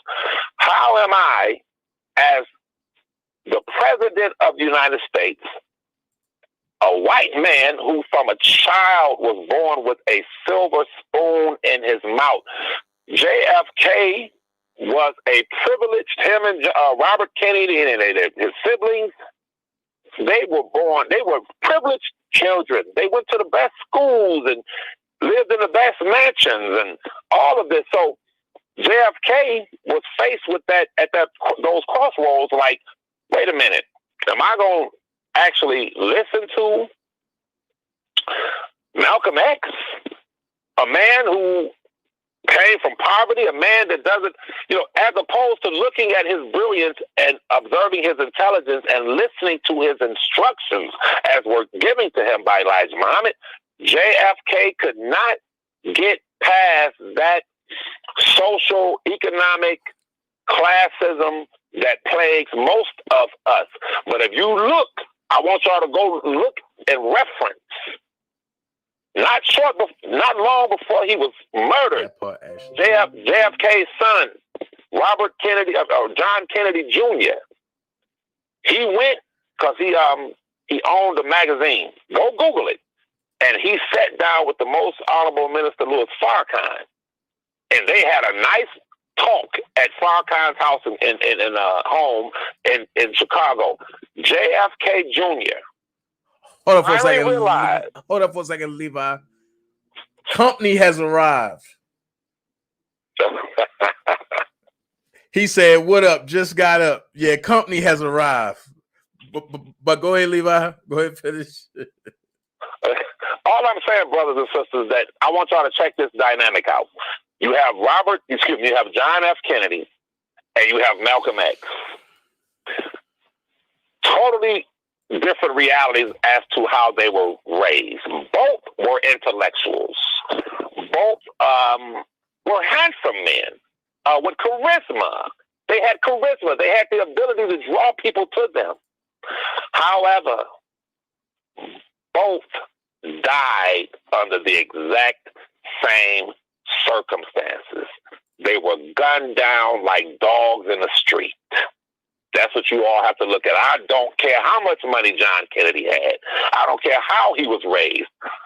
I know he was born with a silver spoon in his mouth, but his fate was the same fate as a black person on the south side of Chicago, Detroit, wherever we live, where he was gunned down just like our brothers have been gunned down in the streets of America. And that's a reality that we cannot lose sight of. And that goes into what Dana has been talking about as it pertains to the New World Order.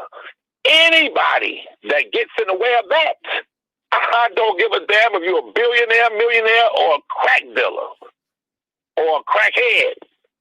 They're going to eliminate you because this New World Order has too much to lose to allow someone to come in and disrupt that or point to the people and say, look, this is all about a New World Order. Now, my question to Dana, when you say New World Order, who is, the way it's set up, who is going to be, if God allows it to take place? Would you agree that it's going to be a white supremacist order? In other words, who's going to be running the New World Order, Dana? Who's going to be at the head of it? Is it going to be those leaders in India, Pakistan, all throughout Africa? Who is going to be at the head of the New World Order? Are you there, Dana? Yeah, I'm listening. I'm asking you, who, listen, I'm going to ask you, then I'll respond. Who do you think is going to be at the head of the New World Order? That part I don't know. Okay, it's simple. I'm going to answer it real simple, y'all, from a biblical perspective. The serpent in the Garden of Eden 6,000 years ago was a serpent. But if you fast forward to the book of Revelation, that same serpent became a dragon. Right.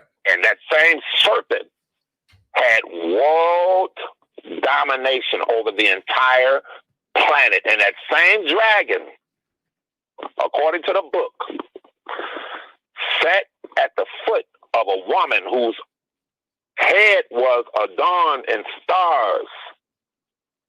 That same dragon was sitting at the foot of a woman who was about to deliver a man-child. All this is symbolic. She was about to deliver a child. And that same dragon sat at her foot, right there at her birth canal, to devour that man-child so that the New World Order would be able to come into fruition. So all these are symbols. But that when I say this is not in any way an indictment towards all white people. I'm not talking about regular white people like SpongeBob, and even though he's Hispanic, I'm not talking about the average white person who goes up and goes to work every day like us, and they do their thing I'm not even talking about the white racist militia. No. I'm talking about that serpent in the Garden of Eden from 6,000 years ago is symbolically representing white supremacy. It's symbolically representing white people, not the average white people. I'm talking about, listen, this shit gets so deep. I'm talking about white people like Barack Obama. Right. White people like Kamala Harris. White people like some of these so-called black people who are in these high positions, in these corporations. I'm not talking about skin color. It's never been about skin color. I'm talking about those who are part of that elite 1,000%. Right. That blue bloodline, the rulers of this land. Right. And when they need a black face, they'll put someone like Barack Obama, who's a part of that same goddamn bloodline. He's a part of that same. Listen, man, the Bible says Satan the devil has been casted down to earth, and he will manage to deceive the entire inhabited earth. Wow, that's the New World Order. Yeah. He's going to deceive the entire inhabited earth. So if we need to control India, we're going to put a white Indian ahead of India. If we need to control Libya, we're going to remove someone like Muammar Gaddafi, who was trying to create the United States of Africa. And I'm going to be honest with you. Currency. And I'm going to be honest with you. Yes, sir. His people over there, they ain't pay taxes. They ain't pay for utilities. The only thing they did was took care of their family. And if you had a business, your business paid taxes, but you as a human didn't pay taxes. But can you look at the screen for a second? Because this map troubles me. Okay, I'm about to look there. And if you look at the screen, it says Rioting City. To the left and to the right, it have mayor. Now, for these mayors, I have a friendship with.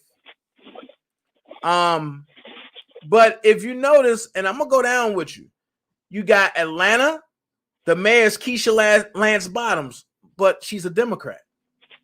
You got my home state, Baltimore. You got Jack Young, but he's a Democrat. You got Boston. Martin Welsh is the mayor, but he's a Democrat. You got Chicago. Lori Lightfoot, she's the Democrat. You got Cleveland. You got Frank Jackson. He's a Democrat. You got Columbus. That's Ohio. You got Andrew Ginter. He's a Democrat. You got Dallas. You got Eric Johnson. He's a Democrat. Good guy. You got Denver. You got Michael Hancock. That's a Democrat. You got Detroit. Mike Duggan. He's a Democrat. DC, you got Mario Bowser, he's a Democrat. You got Houston, Sylvester Turner, he's a Democrat. Indianapolis, Indiana, you got Joe Hogsett, he's a Democrat. You got Los Angeles, you got Eric Garcetti, he's a Democrat. Louisville, Greg Fisher, a Democrat. Memphis, Jim Strickland, Democrat. Minneapolis, Jacob Fry, Democrat. Nashville, John Cooper, Democrat. New York City, Bill de Blasio, Democrat. Philadelphia, James Kenney, Democrat. Phoenix, Kate Calejo, Democrat. Portland, Ted Wheeler, Democrat. Raleigh, North Carolina, Mary Ann Baldwin, Democrat. St. Louis, Missouri, Lydia Cruson, Democrat. Sacramento, Daryl Steinberg, Democrat. San Francisco, London Breed, Democrat. Seattle, Washington, Jenny Durkham, Democrat. Here's my problem. They were all the cities where violence, unrest, and rioting broke out at. Here's my next question, though, Levi, and this is the scary part. What have they done to implement it not happening again since then? And I'm gonna be honest with you, mind you, most of these folks are my friends. For not most, but three. I ask Keisha, what have been done? Nothing. I asked Jack, yo, you from the hood, nigga? What have been done? Nothing. You have to put a plan. Here's my thing. Once you've been hit once, you have to put a plan in place to not be hit again. Am I right or am I wrong? Well, allow me to respond. First of all, I tell everyone that words are very powerful. And this is why certain people that claim to be a part of the R. Kelly movement, they hate me with a passion because I'm able to point out the hypocrisy and point out the bullshit. Now, in that document that Dana just read, it started out, the words are very powerful. Whoever wrote it, they set a template and they said rioting city. Well, I would say that those were revolutionary cities. When you say rioting cities, automatically it gives it a very bad connotation. Rioting cities. No, these are revolutionary cities. Listen, brother, the insurrection of what you may refer to as rioting that occurred, it's not like those people woke up one morning and said, you know what, let's go break in some places and steal some shit. Let's tear this damn place up to get some flat screen TVs and some iPhones. No. What precipitated the riot, was a man was lynched in front of the entire world. Listen, what's the difference between putting your knee on somebody's neck, cutting off their hair, and putting a rope around their neck and stringing them up from a tree? It was the first time, listen to me, my brother, that our children, even some of us, was able to witness what black folk have been going through from day one, since some of us set our feet on this soil, because it was already black people here. We know that. But yes, you can call it rioting city, but these were insurrections. These were people who said this has to stop. If you're going to continue to lynch our people in the middle of the street, there will be no streets. There will be no buildings. There will be civil unrest. There will be violence. Dana, I know we disagree on this part, but what I'm saying to you is interesting. I was laughing when you were saying that. You said violence. Bro, how do you think they got the damn country from the Indians? Was it through peaceful means of violence? No, it's from violence. How do you think they were able to get the Chinese to build the railroads? That they offered them a fair wage and say, excuse me, Mr. Chinaman, could you come over here and build our railroads? Was it forced labor? You damn right. Violence. How do you think they were able to make us work from sun up to sundown and build their goddamn country? Was it through proper compensation and we're going to pay you all $25 an hour to come and pick cotton? Or was it through violence? Violence built America. Everything that they have been able to accomplish was accomplished through fucking violence. Levi. So Malcolm X said it best. Levi. Go ahead, brother. Real quick, I want you to look at the screen. Oh, you know what? Let me go ahead and share this. This shit just scared me so bad. Well, it ain't scared me because I know what's going on, but I just had to. Where's it at? Hold on. Okay, because I don't got to play them. I just got to show you. Read the headline.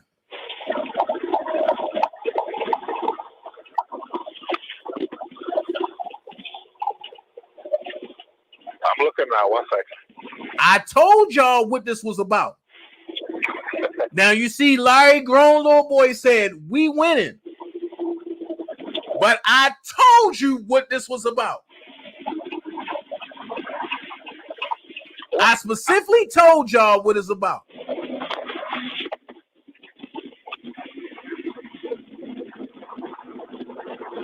If you read the headline, it says the LGBTQ community will usher in a new era after big wins on election night. So you try to say Larry is Larry said we winning. So what you say? He's a member of the goddamn LBG? No. Hey, he support them. What you saying? Shit, like we winning. That's funny, bro. Larry, he said y'all winning. Now the LBG said he winning, nigga. But I'm just trying to show you, like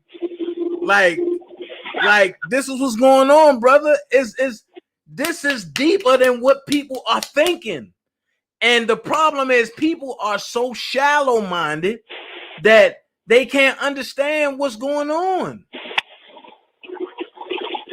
I wish people really knew. And then I'm gonna go here. My bro coming on in 26 minutes. And for all the people that doubted me, that Dana, you don't know what you're talking about. Dana, you're a conspiracy theorist. Dana this. I'm gonna show you what my bro headline is. And he will be on the channel soon, Levi. If you look at my bro channel and he come on in 30 minutes or 26 minutes, it clearly say Joe Biden and Democrats caught committing voter fraud, cheating to steal 2020 election from Trump. And he's not a Trump supporter at all. And then it says young Pharaoh shows Joe Biden and Democrats caught committing voter fraud, cheating to steal the 2020 election from Trump. Young Pharaoh's upcoming events, lectures, other YouTube channels, and mixtapes, music, email lists, and donations, and say show more. This whole idea of stealing the election, bro, I just can't. You got to give me something. It's in your face. Of substance. You got to show me something of substance, bro. That's just how I am. You got to show me something of substance. You can't say the election's being stolen because Donald Trump said it.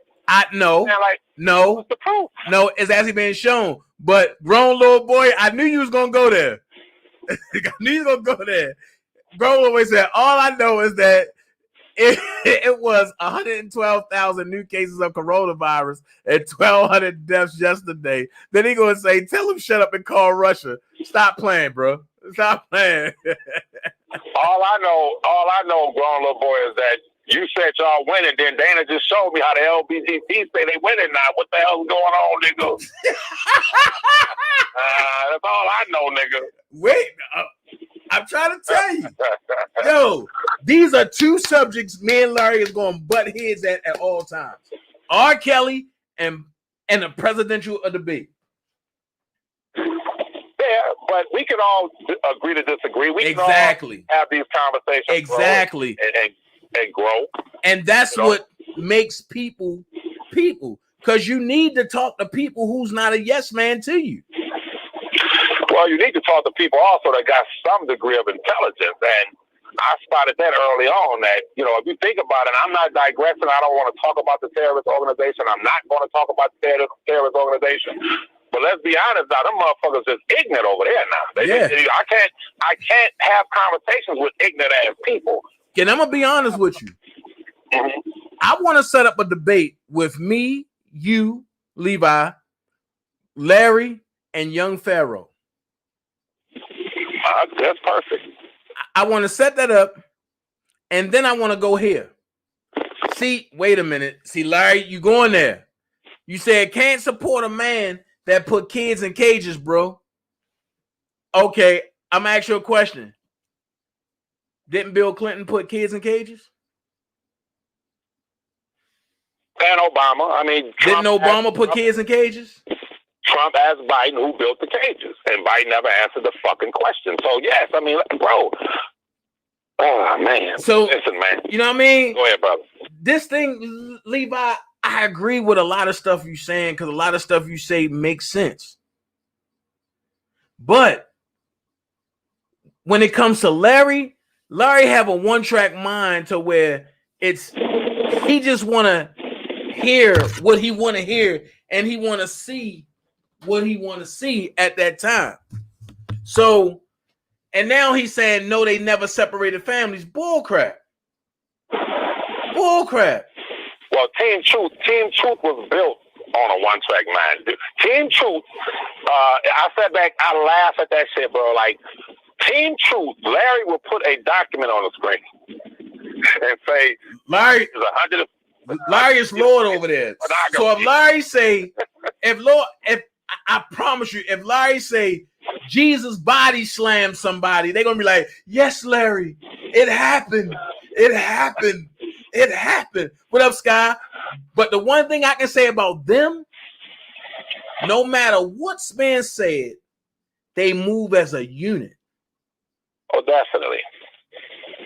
Then definitely. And the only way you can defeat them is with the truth. With the truth and move as a unit. Truth is with the damn truth. If you notice, when we had that last debate, but that made everybody mad. Oh, Dana J ain't defend R. Kelly. He ain't do this. He ain't do that. Here's what I said. I said 2 questions they didn't want me to ask Angelo. And my mistake was when I put it in the chat, I seen Keep said, oh, hell no. So then when I came back to ask that question, Keep overtalked me. So I knew what was going on. But I'm going to wait to get Angelo again. Mainly, me and Angelo should just have a one-on-one. Nobody else, just me and Angelo. And we talk one-on-one about paperwork and about stuff. So that way there's no ducking, there's no dodging, there's no leeway.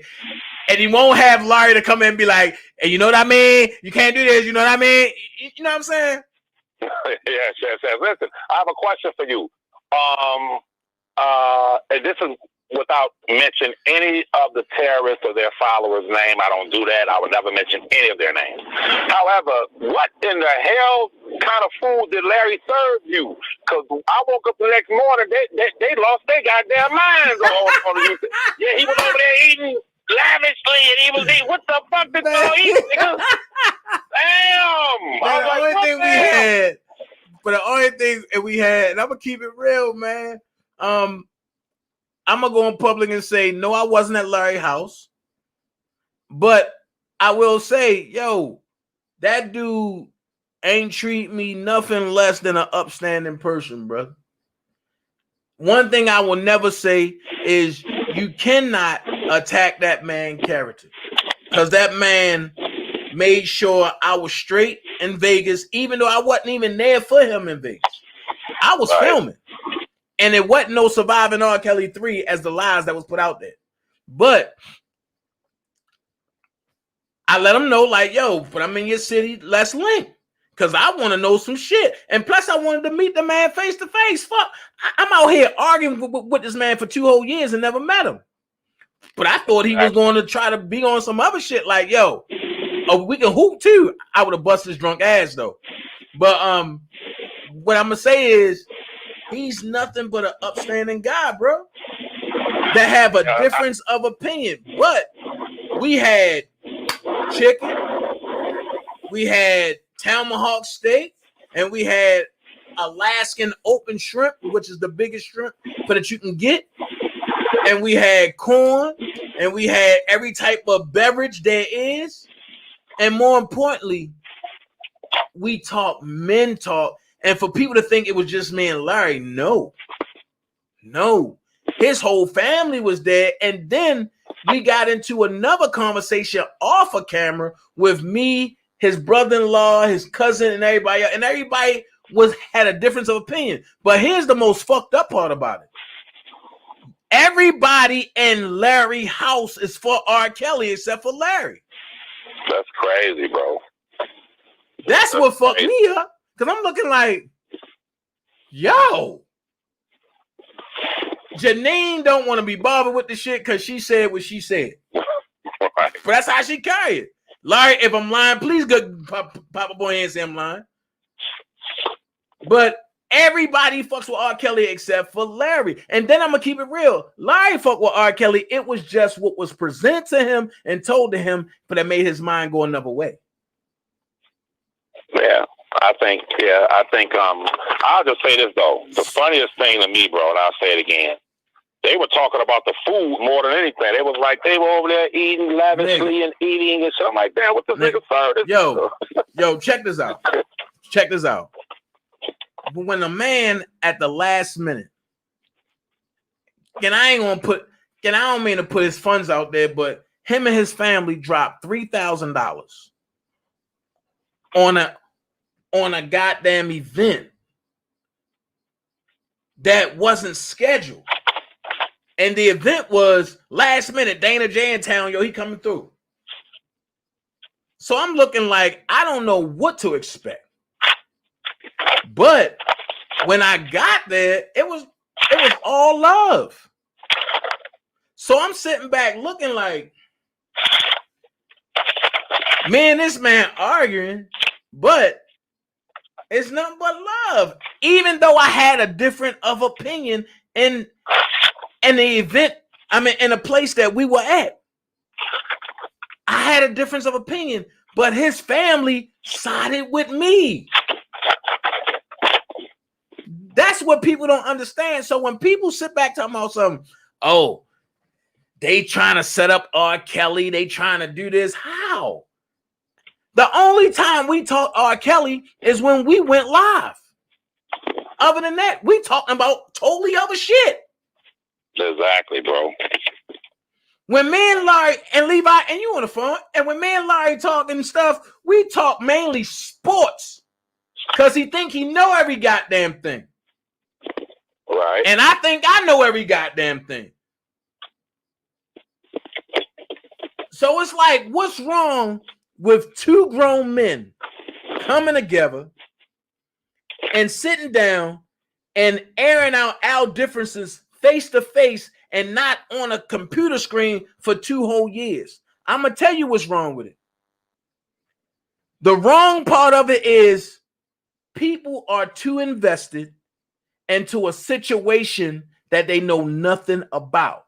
So you have 2 men who threaten to beat each other up, who threaten to do whatever to each other, that came together on the internet and said, yo, we don't got to go that route.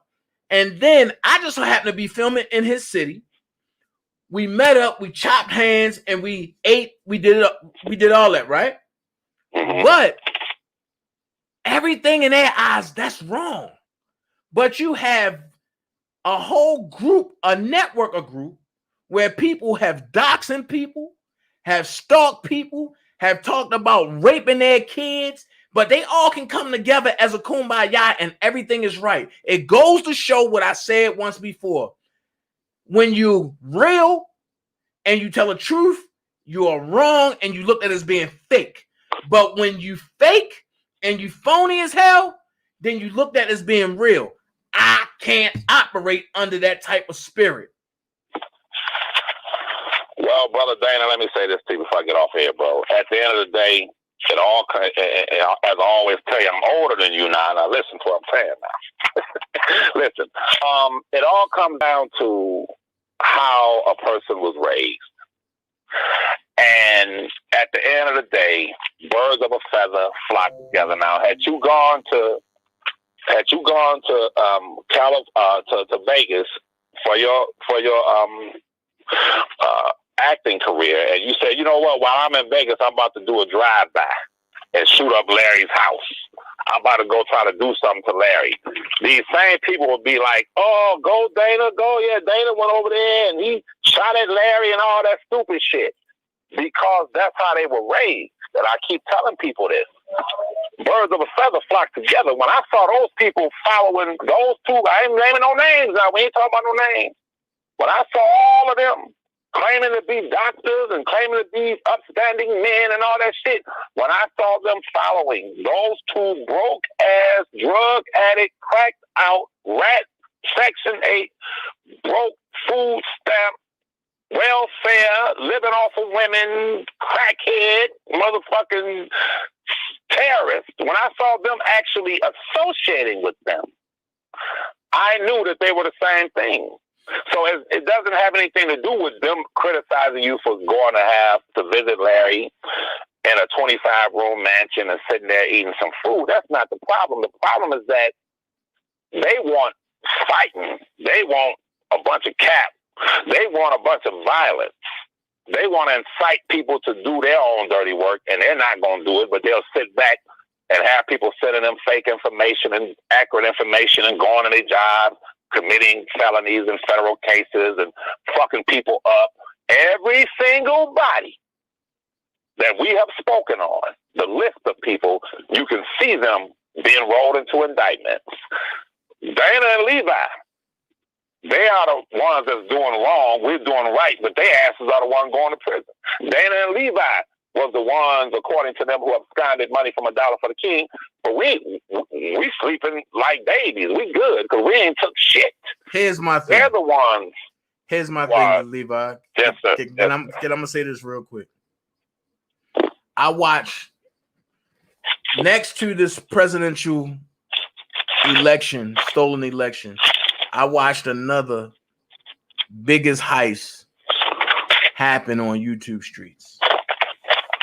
Now, I wasn't going to say nothing, but I seen a person say they went to Greenberg office and Greenberg said the only people that they were the only people that brought money to Greenberg, right? Mm-hmm. Me being who I am, when I first seen it, I called Greenberg and I sent him the video. The reply that came back to me was, "This is bullshit. Nobody came to me for nothing." Mm-hmm. Second of all, Dana, you know I cannot collect money. I'm not throwing away my career for nobody. So with that being said, and I have that in my phone, but I promise and I keep my word. I said I will not put it out there because I don't want to create chaos. My thing is this. I understand why people come and say certain stuff, but why lead your people? Because I don't want none of them motherfuckers following me. Why lead your people down a smoke hill full of fucking ashes leading into a pit of fire versus just telling the goddamn truth? That's what I say. Versus just telling the truth. Because at the end of the day, all this other stuff is cat, bro. Right. It's to the point where y'all doing all this stuff going on now, and y'all not reaching nothing. It's hurting him more than it's helping. If you really want to do something, yo, get with niggas, swallow your pride, get with people that's really about doing something, and then be like, yo, can you help me do this, do that, do that? And you might gotta give an apology for the shit you done. But most of us ain't fucking with nobody on that side no more. Well, you know, and that's the problem. People have went so far, and now that they see that we ain't playing, now is how can I get Dana back? How can we be cool again? We can't, and I can't. I wish y'all well, but I want nothing else to do with none of y'all. And that's just how I'm leaving it. Yo, come on, yo, some of that shit, man. Look, bro, you think Greenberg gonna throw away his career with a motherfucker that's gonna say, with a motherfucker who don't got nothing to show for it? You crazy. That man driving a Maserati. You got other motherfuckers driving built on mopeds. Come on, bro. You know, the beauty of it, Dana, is that, and I'm glad, like I said, you know, we're not naming any names because that shit is over with. Really naming names and because at the end of the day, you can see where this is how they get their little $20, $30. I see them, you know, trying to start shit with the grown man, trying to start shit with me, trying to start shit with you. But as long as we refrain from that conversation and continue to have these intellectual discussions about the elections and the how we're going to proceed with helping Rob and these things, and totally turn away from them, then as y'all can see, their money is drying up, they're fucked up, they don't have anything else to talk about because they've never been of or about the intellectual discussion. Everything is just calling names and staging fake ass rallies in order to get some goddamn money. Then one of the people, after they collect you stupid women's money, they sit in a goddamn hotel room that you pay for, for 5 more days and smoke weed and drink and have a nice time while you somewhere working a job. However, I'll say this, that we have to get past this notion that they have ever been for R. Kelly. They've never been for him. It's all been a ploy. But the beauty of it, my brother, is that now people are waking up. Now people can see that these people are just fraudulent. They built a reality on talking about people, starting shit with people, and people are waking up. People are not giving them money no more. People ain't falling for that shit. Grown ass men sitting there talking about people as you expect for us to give y'all some money for that? Nah, that's the beauty. I love the fact that that message from Taylor and from us and even a grown man, that message has resonated where people are starting to look and say, wait a minute, I'm giving this nigga money. He's buying prostitutes and laying in the bed with prostitutes. I'm giving this nigga money and feeding him, and he's telling women, what have you done for me lately? Fuck you, and I don't need your money. Very disrespectful. No kind of goddamn appreciation. They're very upset right now because the cover has been pulled off of all of them. They, yes, have, as far as I'm concerned, I've said it 1,000 times, the attorneys should have never had conversations with nobody. But they have infected my cousin's cases such to the extent where he sits right now in federal lockup because of them. The terrorist group is the reason. But the beauty, like I said, is that people now are waking up. People now are starting to look at this differently, and they see these con men making money off of these poor, pitiful women, buying them weed, buying them cheap. Let me say this, Levi. Levi. Phoenix Rising. This is what I'm going to say to you. You saying stop talking about them Levi's. Some of them are good people. Ain't none of them good people. None of them. None of them. Hell and no. for anybody that can co-sign and say that they are good people, you must be one of them. I want to ask that person who said that, where were the good people when they saw a fucking baby on that goddamn party bus with weed, smoke, and drinks and goddamn stripper poles? Where were the good people? Did the good people say, wait a minute, you got a baby in the middle of this shit? Hey, PG, hey, Diane. Good people. Mm-hmm. No good people. All of them are, ain't none of them worth a fucking dime as far as I'm concerned. And here's my question. Where were the good people? Where were the good people when all this doxing and all this threatening and everything went on? And I'm gonna be honest with you, I did some counter threatening myself, but everybody said, "Oh, Dana shouldn't act like that." But when they do it, it's But then when it's reversed back to them, it's an issue. Here's my thing. That's why I don't acknowledge none of them. I see everything, even on down to the gangrene teeth stalker. And she talking about I'm stalking him. Yo, if everything I do, you want a commentary on it, you stalking me. I don't check for you, you check for me. You coming over to this channel saying, what is Dana J talking about? You and a couple others. So it's safe to say that I'm a 5G person that got stalkers in every category, in every age bracket. I got the 34, the 30-year-old, I got the 40-something, I got a 20-something. All of y'all, I even got a 50-year-old over there. All of y'all stalking me. Y'all checking for me. I'm not checking for y'all. And that's what's killing y'all. Why are we saying this and this and he not responding? I'm doing something now that I should have did a while back. Not paying your ass no attention and getting my bread. But more importantly, brother, you just came back from Vegas filming. You're doing constructive things. You're widening and advancing your career in acting. You are not on YouTube sitting there expecting for women to take care of you. You are very productive. You're a productive individual.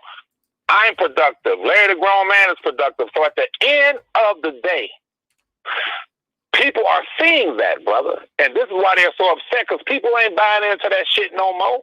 some grown-ass man sitting there expecting for you to pay for their food and goddamn drinks and weed and shit and crack. Pay for their crack and shit while they sit there and talk about people. Nah, man. Thank you, PJ. So it's and then we got these federal indictments coming out on these motherfuckers, so it's all good. I mean, all they did was fuck themselves up, trying to destroy a man that wouldn't do that to them, a decent dude. I mean, say what you want about my cousin. He's a decent nigga. You know what I'm saying? He's not going to try to exploit nobody and, mess nobody up. Come on now. These people got to pay a price for that shit. And they going to pay one. Trust me, they got to pay. They too goddamn dirty. But as far as them being some good people over there and all that, ain't no good person following nobody that's talking about walking on people's mama's graves and shit. That's when good went out the goddamn window. I don't give a fuck. If Larry the grown man right now talked about walking on somebody's mama's grave, I would never have another conversation with Larry the grown man. Ever. Like, bro, you disrespecting the dead and I'm going to fuck with you? Hell no. When they talk that shit about on the party bus, yeah, we walking over Levi's mama's grave. And these motherfuckers went for that. That told me that one none of y'all worth 10 goddamn cents. They ain't shit. And they should have known who they was fucking with when I exposed who their leader was and gave them their leader's whole full name and all that shit. They should have known that Levi's a serious man. Shit, I'm a made motherfucker in my city. Judges, politicians, shit, nigga, I'm inside, nigga. I'm inside. So what we're doing right now, brother, discussing this presidential election, our conversation as it relates to the new world order, I just want Dana J to stay on that track because that's I ain't getting off. That's when you ain't getting off, especially with Blue Blazers just posted. She said, breaking news, Michigan judge just dismissed Trump's lawsuit. That makes it even better. So now we can just surpass the middleman and go straight to Supreme Court. So what that judge just did was help Trump. When it comes to Michigan, bro, it's simple. Niggas vote late. And when those ballots start to come in from Wayne County and some of the surrounding suburbs where black people live, it was over. He might as well leave Michigan out the equation because he knew, and you know, that Wayne County and wasn't voting for no damn Trump. Well, Levi, check this out. You know, as well as Larry, as well as everybody in the world know, on election day at 2 a.m., whoever got the majority votes, that's who wins. What the nigga? What are you? So you done changed the whole voting rules for everything? No, bro. No, it's been like that forever. In 2016 against Hillary. Absolutely not true. They have projections. That is called projections. Yo, at 2 a.m., Hillary won all the popular votes, and Trump won the electoral votes. That's how he got in. It was a projection, brother. They projected that. In other words, we're going to project that Trump is going to win the state of Indiana because we know that the majority of voters that electric are Republican. We know that they're racist. But you can't say that because a lot of our color has walked away from the Democratic Party. A lot of our color is voting for Trump. Dana, do you think black folk in Detroit actually went out and voted for Trump, bro? Man, I'm gonna be honest with you. I don't know. I do. Come on now. I do. Yo, man. That's a lie right there, grown man. And I'm gonna tell you why. In 2016, matter of fact, no, let's go here. The last joint, California, was done at 12 a.m. 8 minutes later, they had the accurate ballot tally there. How is it that California can do it, but can't nobody else do it? Man, get out of here with that. No. Dana, over 150 million people. Bro, listen to me. When you say early voting, you count them as they come in. The problem that we having, and you said it earlier, the COVID, man, if niggas can go to the mall and buy them new J's, if niggas can go to work if niggas can go to church, if niggas can go to the market, they can get that ass out and go vote. That mail-in ballot shit is whack. Oh, okay. So now you want to repeal that. You want to roll that back and say no mail-in ballots should have been allowed. I've been said that. Pandemic. I've been saying it when it first happened. Pandemic, bro. Bro, listen to me. If you can go to church, if you can go to work, if you can go buy them J's, if you can go get some L99 from that chick that you've been dying to hit, you can take your ass and go to the voting polls and vote. Okay, so check this out. What you just did, you generalized and you said that all black people who went to church, all of them went to buy J's. Man, do you know the majority of us, the overwhelming majority of us? Oh, Kurt. Hey, Kurt, you make me sick. This nigga talking about if you can go to vote, if you can go to get some J's, if you can do that, you can go vote. Bro, the law of the land. My brother just said, Trump is done, champ.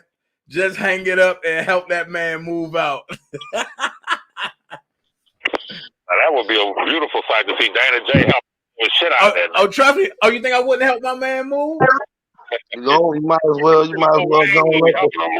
Nah, nigga. Yeah. Nah, nigga. I don't even want to see no. I don't want to see no grown little boy sports joint. Put your face on the screen, nigga. Man, I just woke up, man. Nigga, you woke up like that, nigga. Put your face on the screen, nigga. Cause you know it's war. I've been up all night watching this shit. Philadelphia County just came in and knocked that shit down to 114. They gonna report like Philadelphia County just came in, knocked its lead down to 114 from 165 to 114. Welcome to another live stream on my channel. As you hold on. By now, where you are located on the internet. Hold if not, you are located in the realm of young. My fault. I had my brother playing. I'm gonna pause that. But go ahead. What do you say? It knocked down to 114. Well, Nevada just got off TV. He was up 7,000 in Nevada. Just went up to 11. Pennsylvania, they just dumped in like 65,000 votes. No, I think it was like 80,000 votes. He got 80%, 80-20 out of that. So knocked about $50,000 off that total. They've been counting about 200,000 votes a day. I'm expecting Pennsylvania to be done today. Allegheny County, Bucks County, Philadelphia County. Not at all. Because I know Miss Shirley, but I said, here's the thing. Yo, you can't do, man, look. You cannot disenfranchise voters. It's not disenfranchising voters. You cannot. Larry, a dead man cannot vote, bro. So what now? A dead man can't vote. A dead man can't vote, man. You have no knowledge. You sound like that's why. That's what I'm gonna do. That's why I was getting this mess. Larry. Listen. All right, check you mean to tell me? Now think about how many votes this is. How many people is in an NFL football game? How many people is in a college football game? In the biggest college football stadium in America, it only fits 110,000 people, bro. So you mean to tell me what stadium only fits 110,000? You mean to tell me that the Biden campaign and all of these cities have football fields full of people filling out votes that's illegal? So you mean to tell me that Biden campaign is bigger than Trump's campaign? Hell yeah. You see the motherfucking popular vote? Check this out. He's 4 million votes. Hell no, you ain't gonna do Hillary won by 2 million. And Hillary more popular than Biden? Man, no, he's not. Apparently, he up 2 million extra votes over. He up 4 million votes in the popular vote, Dana. Bro, those joints are not from people. They are from the ballots. Listen. People that has died. Trump supporters are in the rural area. They're not in the cities where the people are. Major cities tend to vote Democrat. You can't tell me one major city in America where it's millions of people and they vote Republican. Hey, Kurt. That's why our vote counts. I'm gonna say this, and we don't get anything for our vote. But that's why. If the same thing happened to Trump, Kurt, And you know, I would be saying the same stuff like, nah, yo, that's not right, bro. I'm not for a cheating situation. If Trump gonna lose, make that shit fair and square, bro. What do you mean cheating? It's a pandemic. You can't have seniors, bro. You can't have seniors go to the polls. Listen, bro. 99% of people that die from coronavirus are seniors. States hold elections, bro, not the federal government. Every state has its own rules. Every state got its own rules, Dana. Larry, I find it funny that everybody that died from coronavirus voted. You know, everybody died. Man, conspiracy theory, man. I'm putting it there. Man, listen. The votes is coming in from the Democratic strongholds in Georgia, Savannah, Albany, Columbus, but I find DeKalb County, Fulton County. All them people voted for Joe Biden. Okay. They didn't vote for Trump, and you know that. Them Democratic areas. Can you answer this question, Larry? I find it funny that all of the voting took place and everything was fine. But in the middle of the night, all of a sudden, all these strongholds that's because they mail in, bro. And you ain't letting me finish. Go ahead. In the middle of the night, in front of everybody's eyes, while everybody was sleeping. No, Team Truth was asleep. We was here up. Come 150,000 ballots for motherfucking Biden. Come on, yo, you know better, bro. Now my turn. Trump did that. He sent out state election Republicans sent out rules saying that those ballots can't even be counted until 7 o'clock in the morning, or it could be counted until the voting polls close. They wanted to count those votes ahead of time so they will be able to give a determination on election night. Trump people, Republicans, came in, went and filed lawsuits in all these fucking states saying that they should be able to count those votes until election night or election day. And Larry, you don't even believe that. Look at that. You don't even believe. And now Levi, that's the truth. Bro, that's the truth. Nigga. That's the truth. We're gonna have a debate. I wouldn't finish. Okay. Trump told all his people, don't fucking do mail-in ballots. It's gonna be fraud. Go to the polls. So his people all went to the polls. Those votes get counted first. So it looks like Trump is gonna win, but nobody called it because they still have to count the mail-in voters. Because Biden told his people, if you don't have to go down there and take a risk because it's coronavirus, send in a mail-in ballot. They have barcodes on them. They matching signatures. They got barcodes on them. Look, bro, when you go and vote, them people know who the fuck you is. All that shit. Ain't nobody going up in there. Nobody's going up in there. None of that, bro. Like, that's not how that goes. Listen. It ain't 1962. They got technology. They know technology is faulty and it's failed. Leon said, I'm in a blue state, but if Biden gets in office, our taxes in New Jersey will skyrocket even more. Man, that's the politics of it, this and that, because you got a lot of rich people that live in New Jersey because they don't want to pay the taxes out of New York. Nigga, so, y'all gonna have state taxes if Biden get in office. Man, listen, bro. Taxes when a man is office saying, look, taxes don't mean shit when you have a president saying, I don't give a damn if all of y'all die. You're going back to work. That's not what he said. That is what he said. That's not what he said. It's my life and death, nigga. That's not what he said, nigga. He said that a couple times. Hold on. I got another thing. I got another thing. Hold on. Hold on. I got one more thing, Levi. Hold on. Now, Trump wants them to keep voting in Arizona and in Nevada, but he wants them to stop voting in Georgia and Pennsylvania. No, that's not what he said. Counting. What he said. What he said. Stop counting. What he said word for word is this right here. If y'all gonna do that, make it fair. If y'all gonna keep letting Biden vote, let me vote too. That's what he said. No ballots is being cast out until 7 o'clock. If it's not postmarked the day of the election, they're not counting the vote, Dana. Shout out to the people that's counting the ballots. Yo, I know y'all tired, man. I know y'all tired. Also, I'm gonna say shout out to the baby girl Miko. You know, shout out to Miko. It's her birthday. But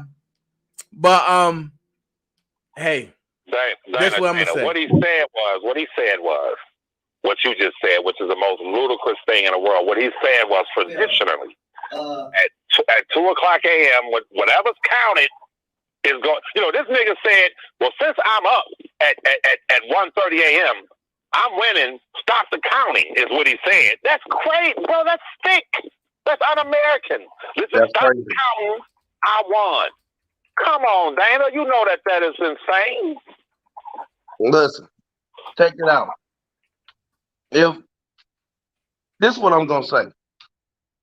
If me and you playing a basketball game, right, and it's on the shot clock, and I'm up by 1 point, hey Duncan, and then the clock goes out. The clock goes out. No, the clock runs out. But it should have been a timeout, and I should have an extra minute on the clock. You don't want them to go back and fix the clock to make it right.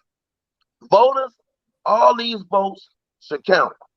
Count the votes, and if Trump is winning in the end, we'll accept it and give our speech. If these votes get counted and Biden is winning in the end, then y'all should accept it. It's the same. What the news was 3 months ago. It is the exact same principle with Team Truth and Team Chaos. All we have said, Dana, from day one, let the man have his day in court. Let him have a fair trial. In order for him to have, for R. Kelly to have a fair trial, he should be allowed to sit at home like anyone else, for his attorneys to visit him, for him to be able to correspond with his attorneys. He might wake up in the middle of the night, go downstairs and pull up some files that he forgot he had and say, "Oh, I found these. What did she say?" They should be able to meet with him like any other American. That privilege to meet with your attorneys, to have a fair trial, is about fairness. So hold on, Levi. Hold on. Because you got a couple of people. Wait a minute now, nigga. Wait a minute, nigga. Go ahead. Hold on. You got a couple of people from the R. Kelly camp that just keep going down there every night trying to break in the office and steal the goddamn ballots. Even though some they got caught. But every night this week, they still keep going down there trying to break the ballots out. So if they continue to do that, then they continue to have a harsh restrictions towards him getting a bail and having a sequestered jury. That's all I've been stressing. If they would have kept it civil and they didn't make it violent and fucking extreme and did all these crazy things, which didn't prevent anything. It hasn't been a motion drop because of any of the antics. It hasn't been a fucking charge drop because of any of the antics. If they would have treated this situation like Keith Raniere's situation and fucking just stayed out the way and let the lawyers do their job, then R. Kelly probably would be sitting at home on bond right now. A couple other things I think he could have did different. You know, but nobody's going to give him a bond when he have hundreds and hundreds and hundreds and hundreds of people who's out here pulling people's information, pulling up on motherfuckers, going down to the jail demanding that the fuck they bring them downstairs, going to the fucking county prosecutor's office with her head cut off, going down there bringing boards. Nobody's like, these are witnesses, or these are people named in an indictment, and they wanted to be settled in court, not on the street. And that's what they want. They want for all of us to settle this in the street. And the bad part about all of this, none of these people know R. Kelly. They don't know R. Kelly. They don't know him. And the government list in this last motion, they said, we don't give a fuck if you don't know R. Kelly. Your ass belongs to us. We don't care if you don't know R. Kelly. If you're out here degenerating and you're out here witness intimidating or pulling people, if you're out here doing malicious shit, like, we gonna get your ass. So I can't agree. I can't agree more. You know, because there's certain people information in this equation that should have been pulled. I still waiting on somebody to answer me. What was the purpose of pulling Dr. Rogers' information? What was the purpose of pulling Janine's information? Janine don't talk about R. Kelly. She don't care about this shit. Dr. Rogers hadn't did anything to y'all's side except call in and try to help, like when it's a beef.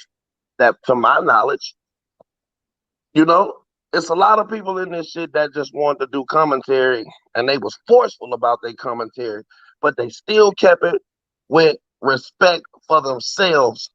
So when people come out and they do commentary and they try to have respect for themselves, it seems to me like you should have respect for them. But people don't want that, because that don't bring in the cash apps. That don't bring in the sweatshirts. That don't get you to believe that the movement that you have is going to be effective. It has to be threats and this and that. And people gravitate towards that. Well, this is the most fucked up person, so I'm going to go with him. You know what I mean? It may seem like, you know, in hindsight, that this person puts fear or some bullshit like that.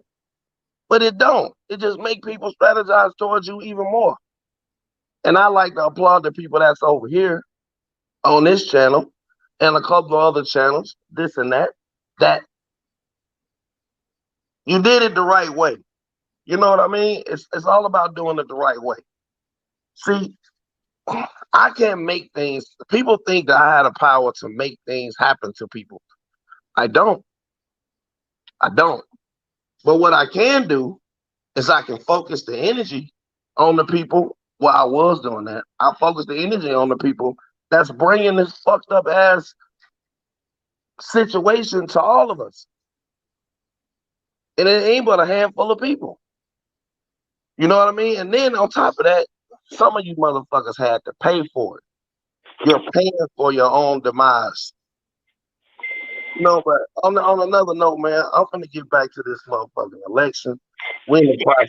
I got $1 million question, y'all. This shit like Game of Thrones. And then I'm about to get off of here too and start watching. Listen, and we can have this conversation about Trump later, or whatever, however y'all want to do it now in a debate form. Here's $1 million question I want y'all to all think about. Could you imagine, considering the history of these terrorists, could you imagine, Larry, could you imagine, Dana, we have 3 different cases, 2 federal and 1 state, which means you have 12 jurors, and let's go with the alternative jurors, 20 people, let's just say, in each case. After jury selection, you have 20 people, which is 60 people. Could y'all imagine if these niggas had the names of the jurors, what they would be doing? What do you think they would be doing if they had the names, the actual names of the fucking jurors? It will be over. They will be following them motherfuckers and recording them. They will be following their ass, recording them, putting their shit up, calling their job, calling their motherfucking child, kids, mother. They will be shit. I feel sorry for them goddamn jurors. And they would be riding past their homes, posting their kids. This bitch right here, she works for the Republican Party, so you know she ain't gonna vote. She's not gonna sign him innocent. They would be calling them bitches, attacking them, calling their jobs. Them motherfucking low-life rat terrorist motherfuckers would put those jurors to pure hell. And that, what I just described, is the reason why they have to go to fucking prison. Because when you compromise the whole jury selectorial process, when you compromise anything pertaining to federal cases, when there is a clear and present threat, they have to lock you up. And we know what they would be doing to these jurors if they were allowed to remain. I don't think it's one person listening to me that would disagree with what I said. You know what they would be doing. What's crazy, Team Truth is not for R. Kelly. But if Team Truth had the names of the jurors, Team Truth wouldn't be harassing the jurors. Hell no, I ain't gonna go to jail. Fuck them. Hold on, y'all. Wait. Late breaking news. And I'm switching the subject real quick from this. Breaking news. Tyson Fury just pleaded guilty to the court for tampering with gloves and a Deontay Wilder fight. Wow. Wow. That's major right there. Well, tampering. Whenever you tamper with anything, the outcome. See, in that fight, the outcome. When you tamper with the voting, with the votes, that means that the outcome is not going to be fair.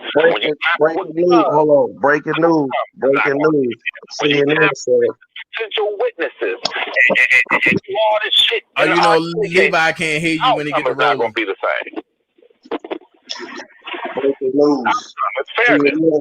CNN said Biden is on the brink of winning. He's waiting on PA. These next PA votes that's gonna come in, it's gonna be popular as damn. Over with. Like I said, Get ready for your new Democratic president. Supreme Court going to determine it all. Man, the Supreme Court, they ain't gonna put no election in the hands of no damn Supreme Court. Well, remember I said it here, Larry. You know, man, the man is I'm gonna go get ready for work. But fellas, we got to do a part 2 to this. Let's do it like tomorrow. Well, shit, Larry, you don't get up to 4 o'clock in the evening. Man, look. Hey, man, it's election time. I don't want to talk about them niggas. Nah. I want to talk about this election. This election brought an outcome. You might want to call off. There's going to be some shit in the streets of America now. Nah, nigga, but I ain't calling off. I don't miss no bread, bro. I'm not saying call off work. I'm saying when we. No, Larry told me call off. Oh no. When we have our listen to me, y'all. I'm done when I say this. We have so much to talk about as it relates to the future of our children, ourselves. Hold on. We don't have time to talk about nothing else but that. And these cases as it pertains to R. Kelly, but not about the terrorists. Man, listen, man. I don't want to talk about R. Kelly no more. They got that man so fucked up. Alexis, that's what a grown man does. I don't want to talk about R. Kelly. Then I turn on a grown man show. This nigga on there, look at they found 200 devices. And all pornography. They told this Ernie to come look at this. Nigga, I'm just saying, I don't want to talk about it with you, man. They got him fucked up. Man, that's the question. The jury got him fucked up, bro. You don't understand. I encourage everybody in your chat and in my chat to go look up a case out of Chicago called the Hobos 9. HOBOS 9. I know one thing. Dana ran Angelo and you up under the damn the bushes. We ran y'all in the bushes the last time. We ran Dana off the goddamn panel. Nigga, you ain't run me off no panel. You know that. Stop that shit. Man, we ran Dana off the panel. I see. Here we go. Look. This way I gotta go. I gotta go get ready for work, man. Y'all niggas crazy as hell. And we gonna do this again, like sometime soon. I'm gonna hit Young Pharaoh up and see if we can have a new generation, new era a meeting with myself, Larry, Levi, and Young Pharaoh. And I'm gonna try to get the angry man over here too. Cool. So definitely we're gonna see if I can get the angry man over here. Who's the angry man? Who's that? No, so he just got a channel called The Angry Man. Oh shit! And he talk about politics, and he be on it. All right, man. Let me know. Dana and Larry, I'll holler at you later, bro. All right, cool. Let me know. All right, y'all. All right, chat. All right, Dana. All right, but I thank y'all for coming over. I got to get ready to get out of here, get to work. All right, y'all be blessed. Thank y'all for another good day. See y'all tomorrow. Peace.